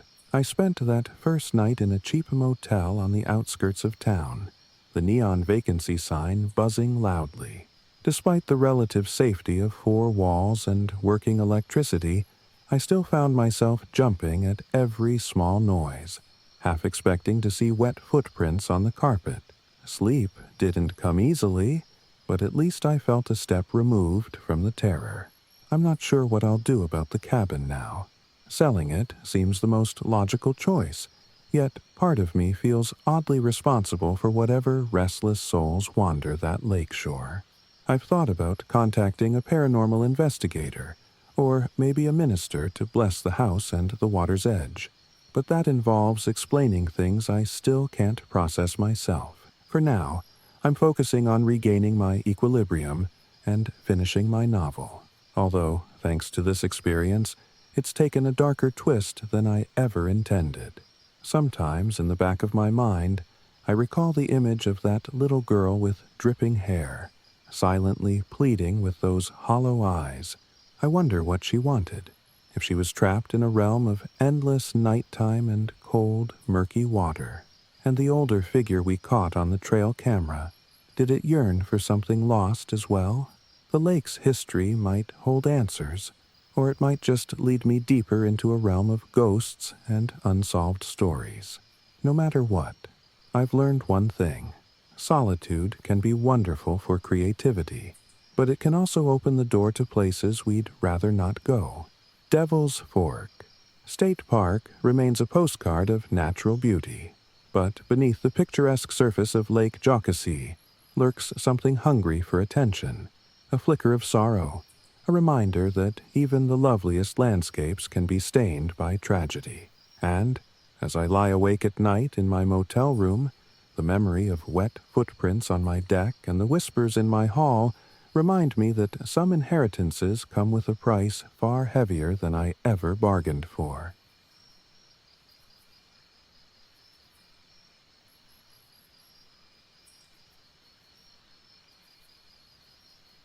I'm Jonah Martin, and a year ago, if you'd told me I'd be living off the grid in the rain-soaked wilderness of Washington's Olympic Peninsula, I would have laughed. I was the type of person who believed in data, logic, and activism driven by facts. I'd spent most of my 20s rallying for environmental causes in big cities, organizing protests, writing articles, meeting with legislators. I saw myself as a soldier for the planet, but I never thought I'd trade urban life for an isolated cabin near the western edge of nowhere.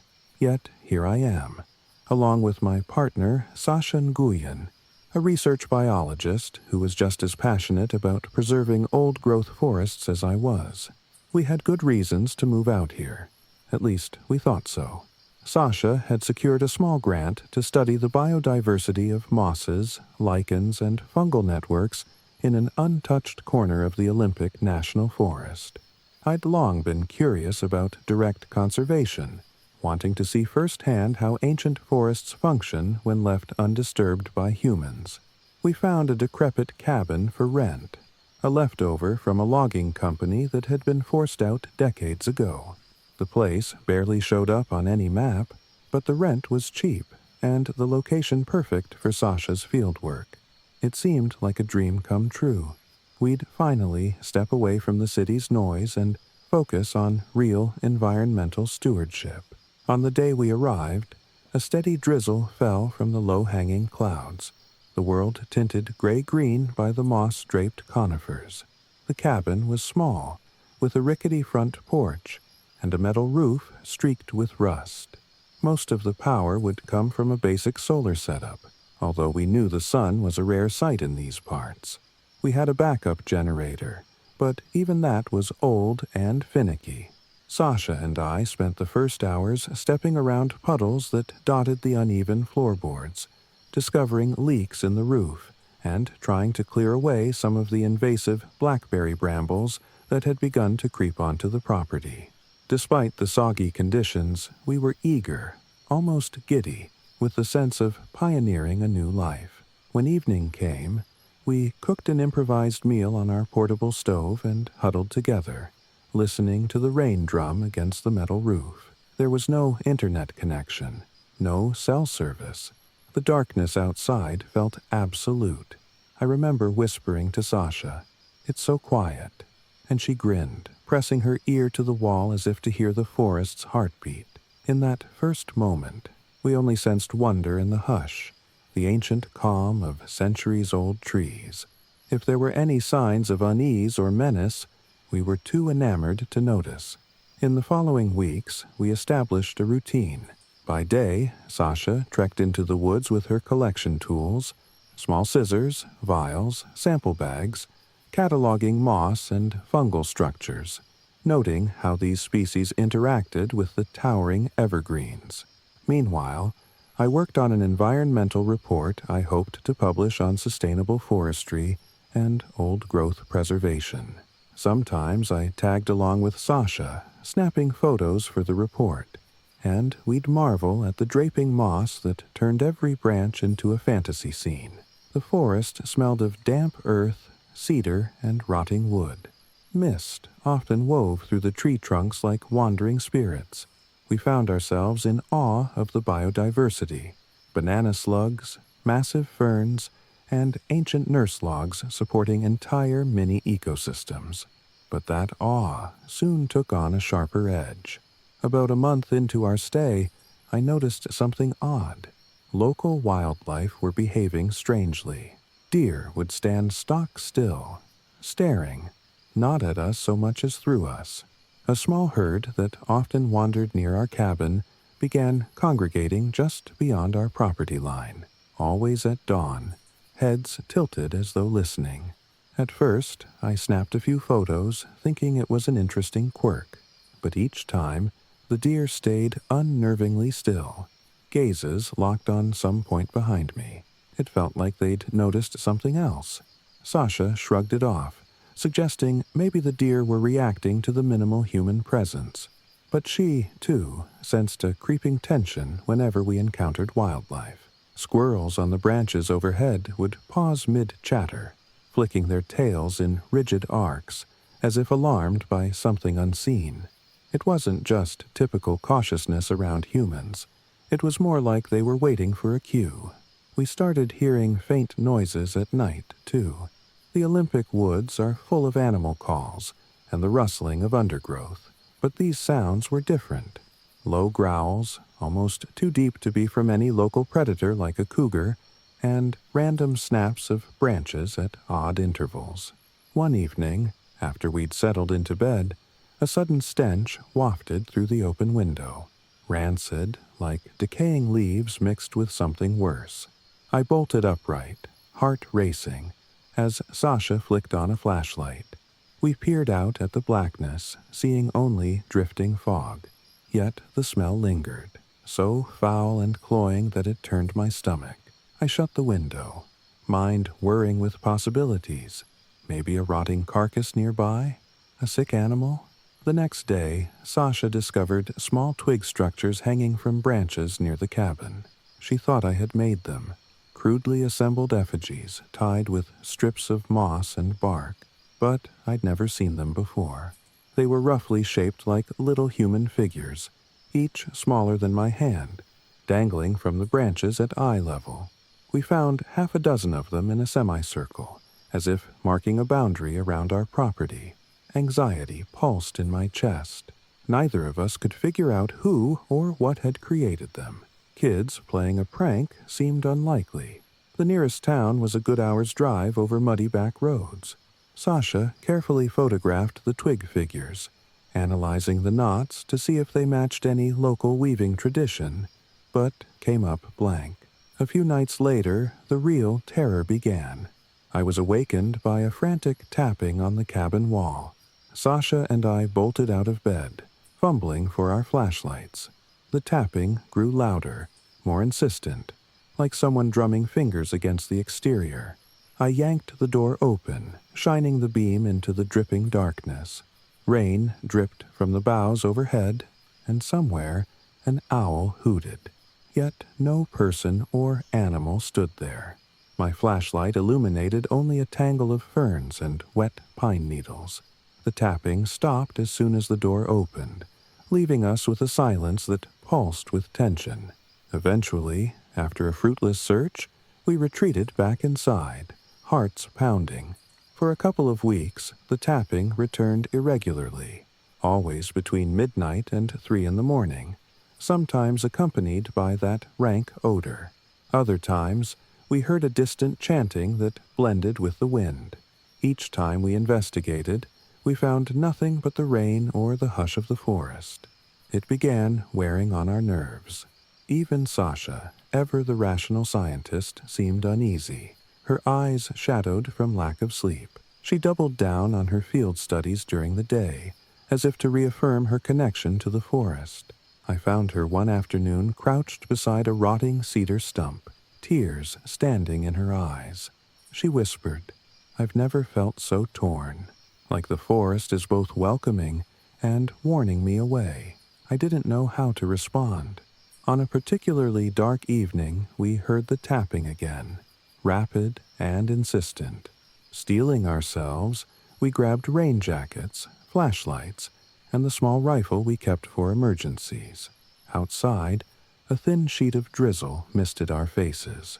We followed the tapping around the side of the cabin, then into the woods. The sounds always stayed ahead of us, each knock receding deeper until we were far from the safety of the cabin. My feet slipped on mossy roots, and Sasha's flashlight bobbed erratically. Suddenly, the tapping ceased. We found ourselves in a small clearing of towering cedars, our breath caught in our throats. In the beam of my flashlight, I saw a hooded figure. They stood maybe 20 feet away, wearing what looked like tatters of dark cloth. Their face was in shadow, but I could feel a presence emanating from them, something cold, unsettling. Sasha let out a choked gasp. For a terrifying second, the figure raised an arm toward us as if beckoning. Then they turned with inhuman speed, vanishing into the gloom. We both stood paralyzed for a moment, hearts hammering. I don't remember who moved first, but we ended up scrambling back to the cabin, locking the door behind us.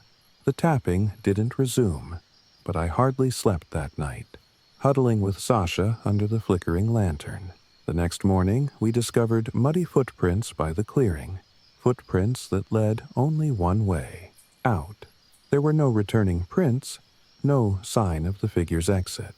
I noticed something else, an area of disturbed dirt among the cedar roots, as if someone had recently dug or buried something. Sasha tried to examine the soil, but her instincts told her not to disturb whatever lay beneath. We left it alone, but the image haunted us.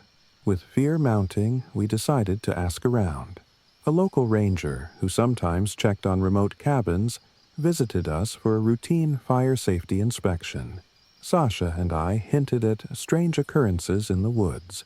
The ranger, an older woman named Harriet, gave us a tight-lipped look. Sometimes folks talk about a witch or a spirit that roams the old forest, she said quietly. But that's just local lore, right? Then she shrugged and changed the subject. I felt a chill. Harriet's reluctance to talk suggested there might be more to the story. Sasha, refusing to let fear rule her, dug up references online whenever we made the long drive to a coffee shop with spotty Wi-Fi. She searched local myths of witches, cunning folk, malevolent forest spirits. She found half-baked blog posts about a dark mother of the woods, rumored to protect certain groves from outsiders. Another site mentioned curses on old logging roads, but there was no concrete evidence. It sounded like the usual swirl of folklore, yet it matched too closely with our experiences for me to dismiss it outright. We decided to place motion sensor cameras in the areas where we'd found twig effigies.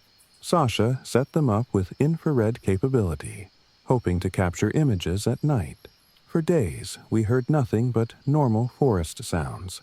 Then, in the second week of watching the footage, we saw it.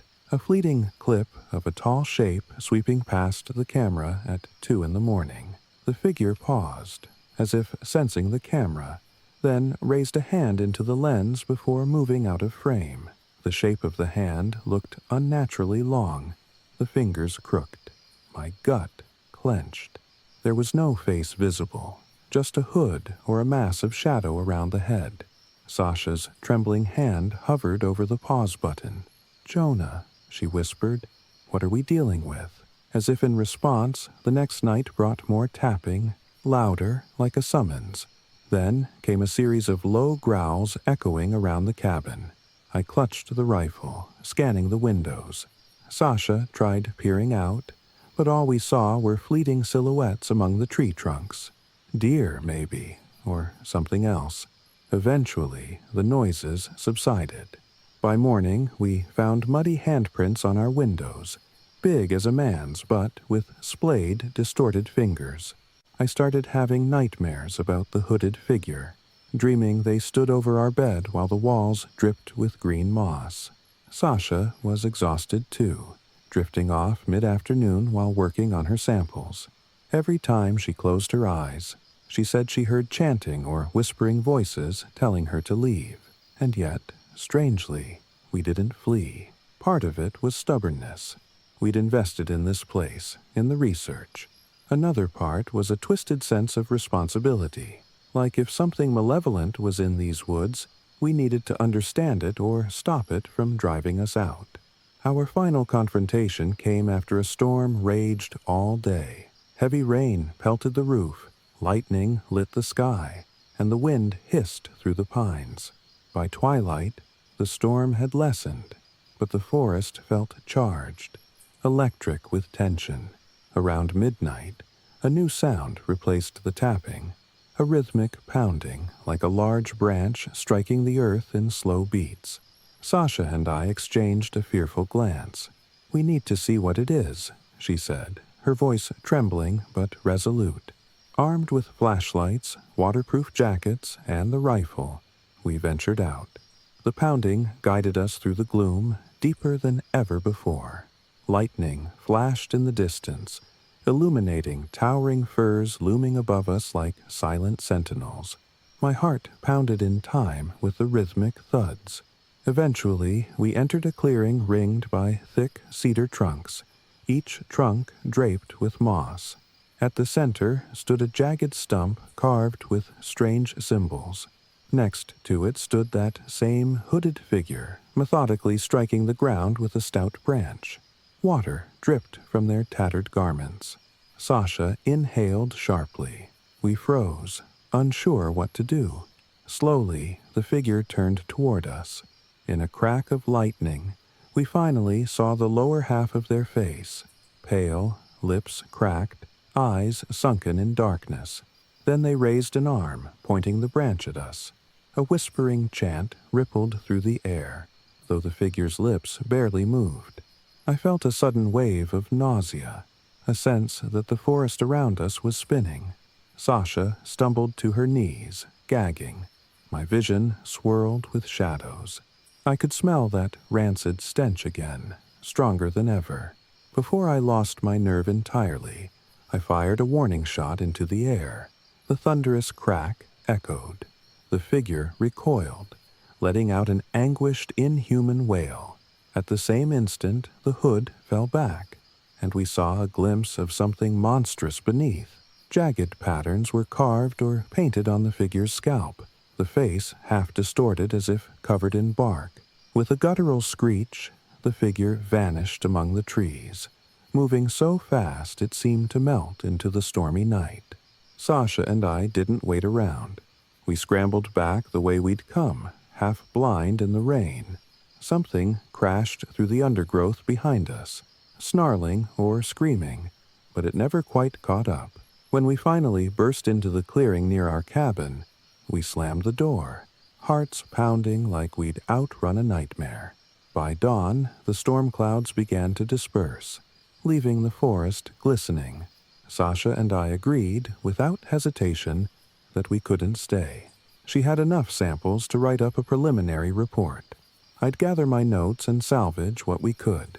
Whatever roamed those woods, be it a witch, a spirit, or something unclassifiable, clearly wanted us gone. Or worse, we were not equipped to fight it. Even our activism and scientific curiosity couldn't override the primal terror we'd felt in that clearing. Packing was quick, though we kept the cabin locked until the last minute, peering nervously at the tree line. We half expected the figure to emerge again in daylight, but the forest stayed deceptively peaceful under the morning sun. We loaded everything into our old SUV and navigated the muddy roads, hearts pounding each time the engine sputtered. Only when we hit a more solid stretch of highway did I exhale. Sasha drove, knuckles white on the steering wheel, her gaze flicking to the rearview mirror as if expecting a hooded silhouette to appear behind us. We spent a few nights at a motel in Port Angeles, still rattled, trying to rationalize what we'd seen. but no amount of scientific explanation or local legend pieced it together neatly. We decided not to broadcast our story widely. Part of me felt we should warn people, yet who would believe it without seeing for themselves?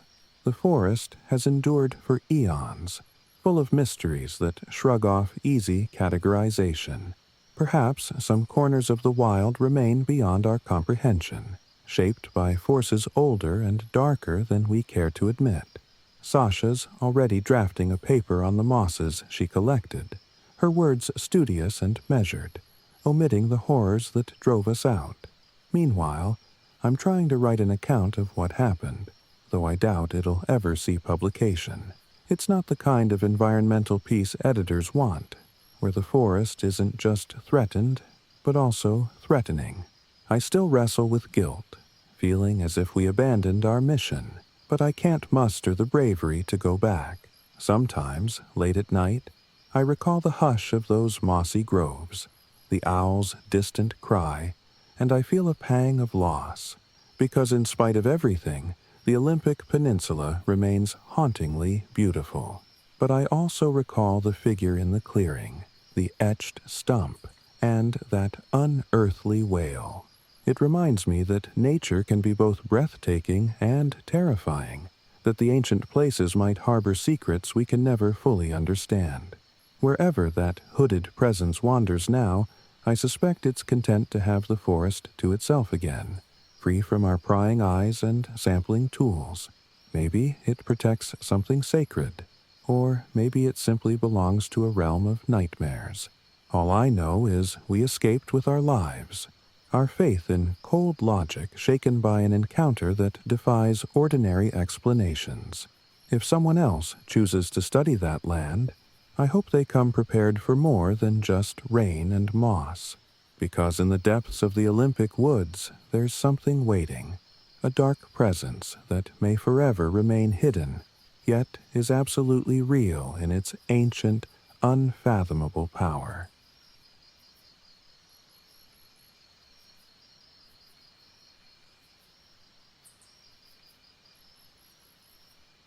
I never imagined I'd find myself drawn back to the redwoods, yet here I am, Morgan Wynne, a restless soul in search of renewal among towering giants.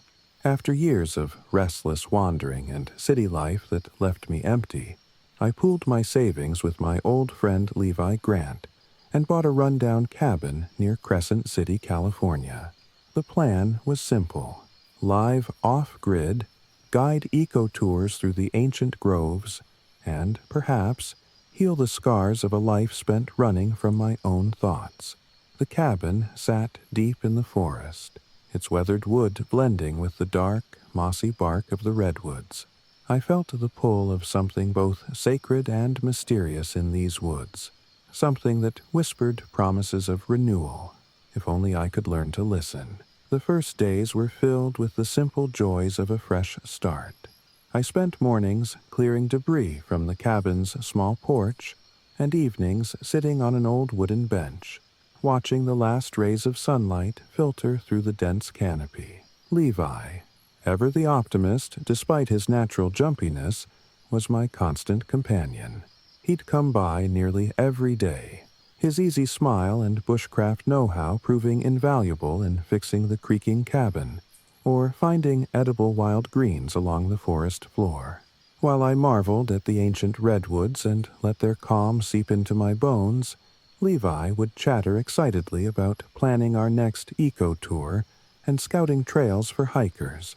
He always managed to keep a lightness about him, even when something in the forest seemed to stir with hidden intent. But it wasn't long before subtle signs began to make me question whether this place was truly a haven, or something altogether more sinister. One drizzly afternoon, as I was hauling a load of firewood along the narrow path to the cabin, I noticed odd carvings on a fallen log. At first, they appeared to be nothing more than the marks of a curious animal, but closer inspection revealed them to be deliberate incisions, wooden totems etched with cryptic symbols that glowed faintly in the low light. I recalled local lore about a long-forgotten witch who was said to have cursed a part of these woods centuries ago, her dark magic binding restless spirits to the land. I shuddered as I ran my fingers over the rough lines.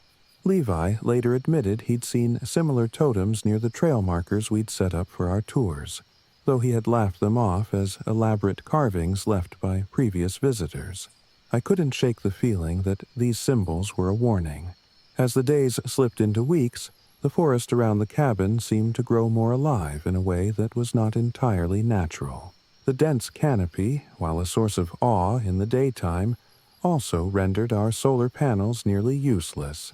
Our power supply was erratic at best, and I found myself longing for the steady hum of city electricity. Yet, the isolation forced me into an intimacy with the forest that I had never experienced before.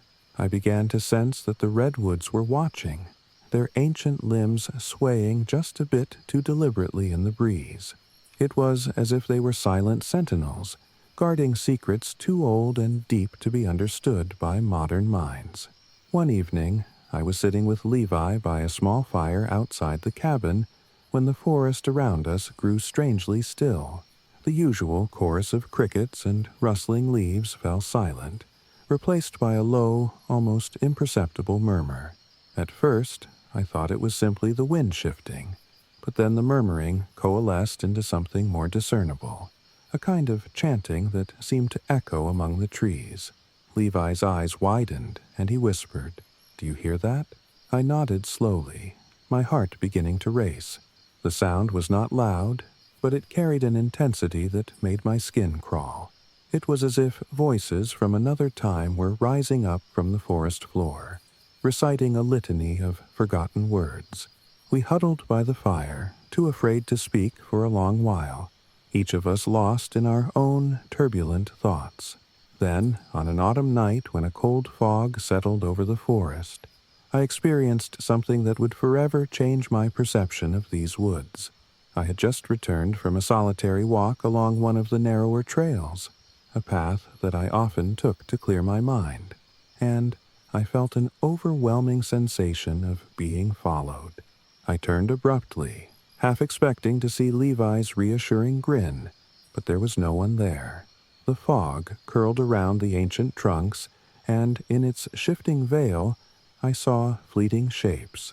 As I reached the cabin, my eyes caught sight of something impossible, a line of pale, ghostly children, their forms translucent and flickering in and out of existence as they marched silently along the mossy trail. They were dressed in what appeared to be faded, old-fashioned clothing, and their eyes, if they could be called eyes, were empty and sorrowful. I stood frozen in disbelief, heart hammering in my chest, until the vision dissolved into the mist. I retreated into the cabin, not daring to glance out the window again for hours. Levi was waiting for me when I finally emerged the next morning. I recounted the vision in a hushed tone, my voice trembling. He listened intently, his usual cheer replaced by a somber expression. "I've heard tales," he said quietly, "of restless spirits of children who once roamed these lands. Some say they are the lost souls of those who died in tragic accidents in the forest, never to find peace. Others whisper that they are remnants of an ancient curse." His words did little to allay my fear. In fact, they only deepened the mystery. The cabin, once a symbol of hope and renewal, was now permeated with a sense of foreboding that clung to me like a second skin. Despite the growing terror, we knew we couldn't simply abandon our new home. Our livelihood depended on it. Eco-tours were our future, our way of sharing the beauty of the redwoods with others, while also drawing on the forest's ancient lore to add an air of mystique. We decided to research the local history, scouring old archives at the nearby library and speaking with longtime residents in Crescent City. We learned fragments of stories about a witch who had lived on the fringes of the forest centuries ago, a woman rumored to have been both revered and reviled for her power over nature and the spirits of the woods. According to some accounts, her curse lingered long after her death, trapping the souls of those who met untimely ends among the redwoods. I found it hard to separate fact from fiction, but every tale seemed to echo the unease I had been feeling. Late one night, after another restless sleep punctuated by inexplicable creaks and distant voices, I resolved to perform a small ritual of appeasement, a gesture born more of desperation than genuine belief. Levi and I gathered a few candles, some incense, and a tattered book of local folklore that we had managed to borrow from the library. We ventured into a clearing near the cabin that the local residents claimed was once sacred ground. The forest was nearly silent, the air thick with the smell of damp earth and decaying leaves. I set the candles in a rough circle, and, with Levi by my side, recited protective verses that the book had suggested might quiet the restless spirits. The words felt strange on my tongue, archaic and heavy with meaning. For a few moments, all was still. Then, almost imperceptibly, I thought I heard the soft, rhythmic tapping of feet on leaf litter, the sound of children playing far away. But when I turned to look, the clearing was empty save for the dancing shadows cast by the candlelight. In the days that followed, the forest seemed to respond to our offering. The oppressive tension did not vanish, but there were moments when the haunting felt less malevolent, like the gentle rustling of leaves on a calm day, rather than the sound of something sinister stalking in the dark. Levi and I resumed our daily routines with cautious optimism. We continued to clear trails and repair the cabin, and I even managed to schedule a few eco-tours. The tours were modest at first, just small groups of visitors who were intrigued by the redwoods and the allure of local legends. I took them along the well-worn paths, telling stories of the forest's past with a voice that sometimes betrayed my own lingering doubts. Levi, ever the naturalist, would point out unusual markings on tree barks and the secretive arrangements of ferns that only the most patient eyes could notice. Yet, as autumn deepened, the nights grew longer and the forest's true nature began to assert itself more fiercely. One particularly dark evening, I was returning from an early tour when I saw it again, the line of pale, ghostly children. This time they were closer, marching in silence along the forest road just outside the cabin's clearing. I stopped in my tracks, heart pounding so loudly I thought the forest itself might hear it. Their small faces were devoid of expression, their feet moving in unison as though guided by an unseen conductor. I couldn't help but feel that they were trying to send me a message, a plea or a warning that I could not decipher. I rushed back to the cabin, fumbling for the light, and bolted every door and window before my hands could tremble any further. Levi found me in a state of near hysteria the next morning. Over cups of strong coffee on the creaking porch, I recounted every detail of what I'd seen, my words tumbling out in a rush. Levi listened with wide eyes, occasionally interjecting with quiet reassurances that sounded hollow even to his own ears. "We're in a place of deep memory," he said, "where the veil between our world and something else is thin. It may be that the forest is simply reminding us that it's ancient, that it holds both beauty and sorrow." I wanted to believe him, to trust that our ritual had staved off the worst of it, but every time I stepped outside, I felt that unshakable gaze of the trees upon me, as if they were silently judging our intrusion. Despite the fear and the eerie occurrences, I found myself deeply attached to this wild corner of the world. The redwoods, with their centuries-spanning trunks and vast secret canopies, stirred something within me, a longing for a truth beyond the mundane. I had come here to find renewal, and though I never expected to be haunted by apparitions and cryptic symbols, these mysteries had become a part of the tapestry of my new life. Levi and I resolved, with equal parts dread and determination, that we would remain. We decided to work with local historians and even reached out to a paranormal researcher who specialized in indigenous lore. hoping to piece together a narrative that might explain the restless energies at work. For a while, life settled into a fragile equilibrium. Eco-tours continued, and visitors came to marvel at the redwoods, though many sensed the forest's undercurrent of melancholy and left with stories of whispered voices or a feeling of being watched. Levi started to notice that even the forest seemed to breathe differently on nights when the ghostly children appeared. Every rustle and creak carried a weight that was hard to ignore. I spent long hours wandering the forest trails with a notebook in hand, scribbling down every odd detail.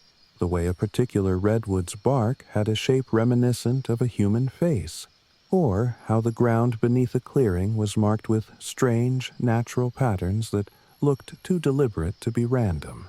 There were moments, however, when the forest offered a rare glimpse of solace. One early morning, as I sat on a moss-covered rock by a small stream, the rising sun cast a warm glow through the trees, and, for a brief, beautiful moment, I felt the ancient magic of the redwoods embrace me. The fear receded, replaced by awe at the timeless beauty surrounding me. I thought of all the souls, both living and lost, that had walked these paths before me, and I felt a bittersweet connection that both comforted and haunted me. Yet, even in those moments, I knew the forest demanded respect and vigilance. The presence of the ghostly children, the inexplicable totems, and the whispered chants in the night were constant reminders that this was not a place for the careless or the unprepared. I began to incorporate small acts of reverence into my daily routine, lighting a candle at the base of a particularly majestic redwood, reciting quiet prayers as I passed by the ancient groves, and even leaving small offerings of wild berries at the trail's start. It was as if I were trying to make peace with a force far larger than myself, a force that had existed long before I ever set foot here, and which would continue long after I was gone. Levi remained my steadfast companion through it all, even on nights when his eyes betrayed a lingering fear and he'd sleep fitfully. He never wavered in his commitment to our shared dream. His optimism, though tested by the strange happenings, was a constant counterpoint to my own brooding introspection.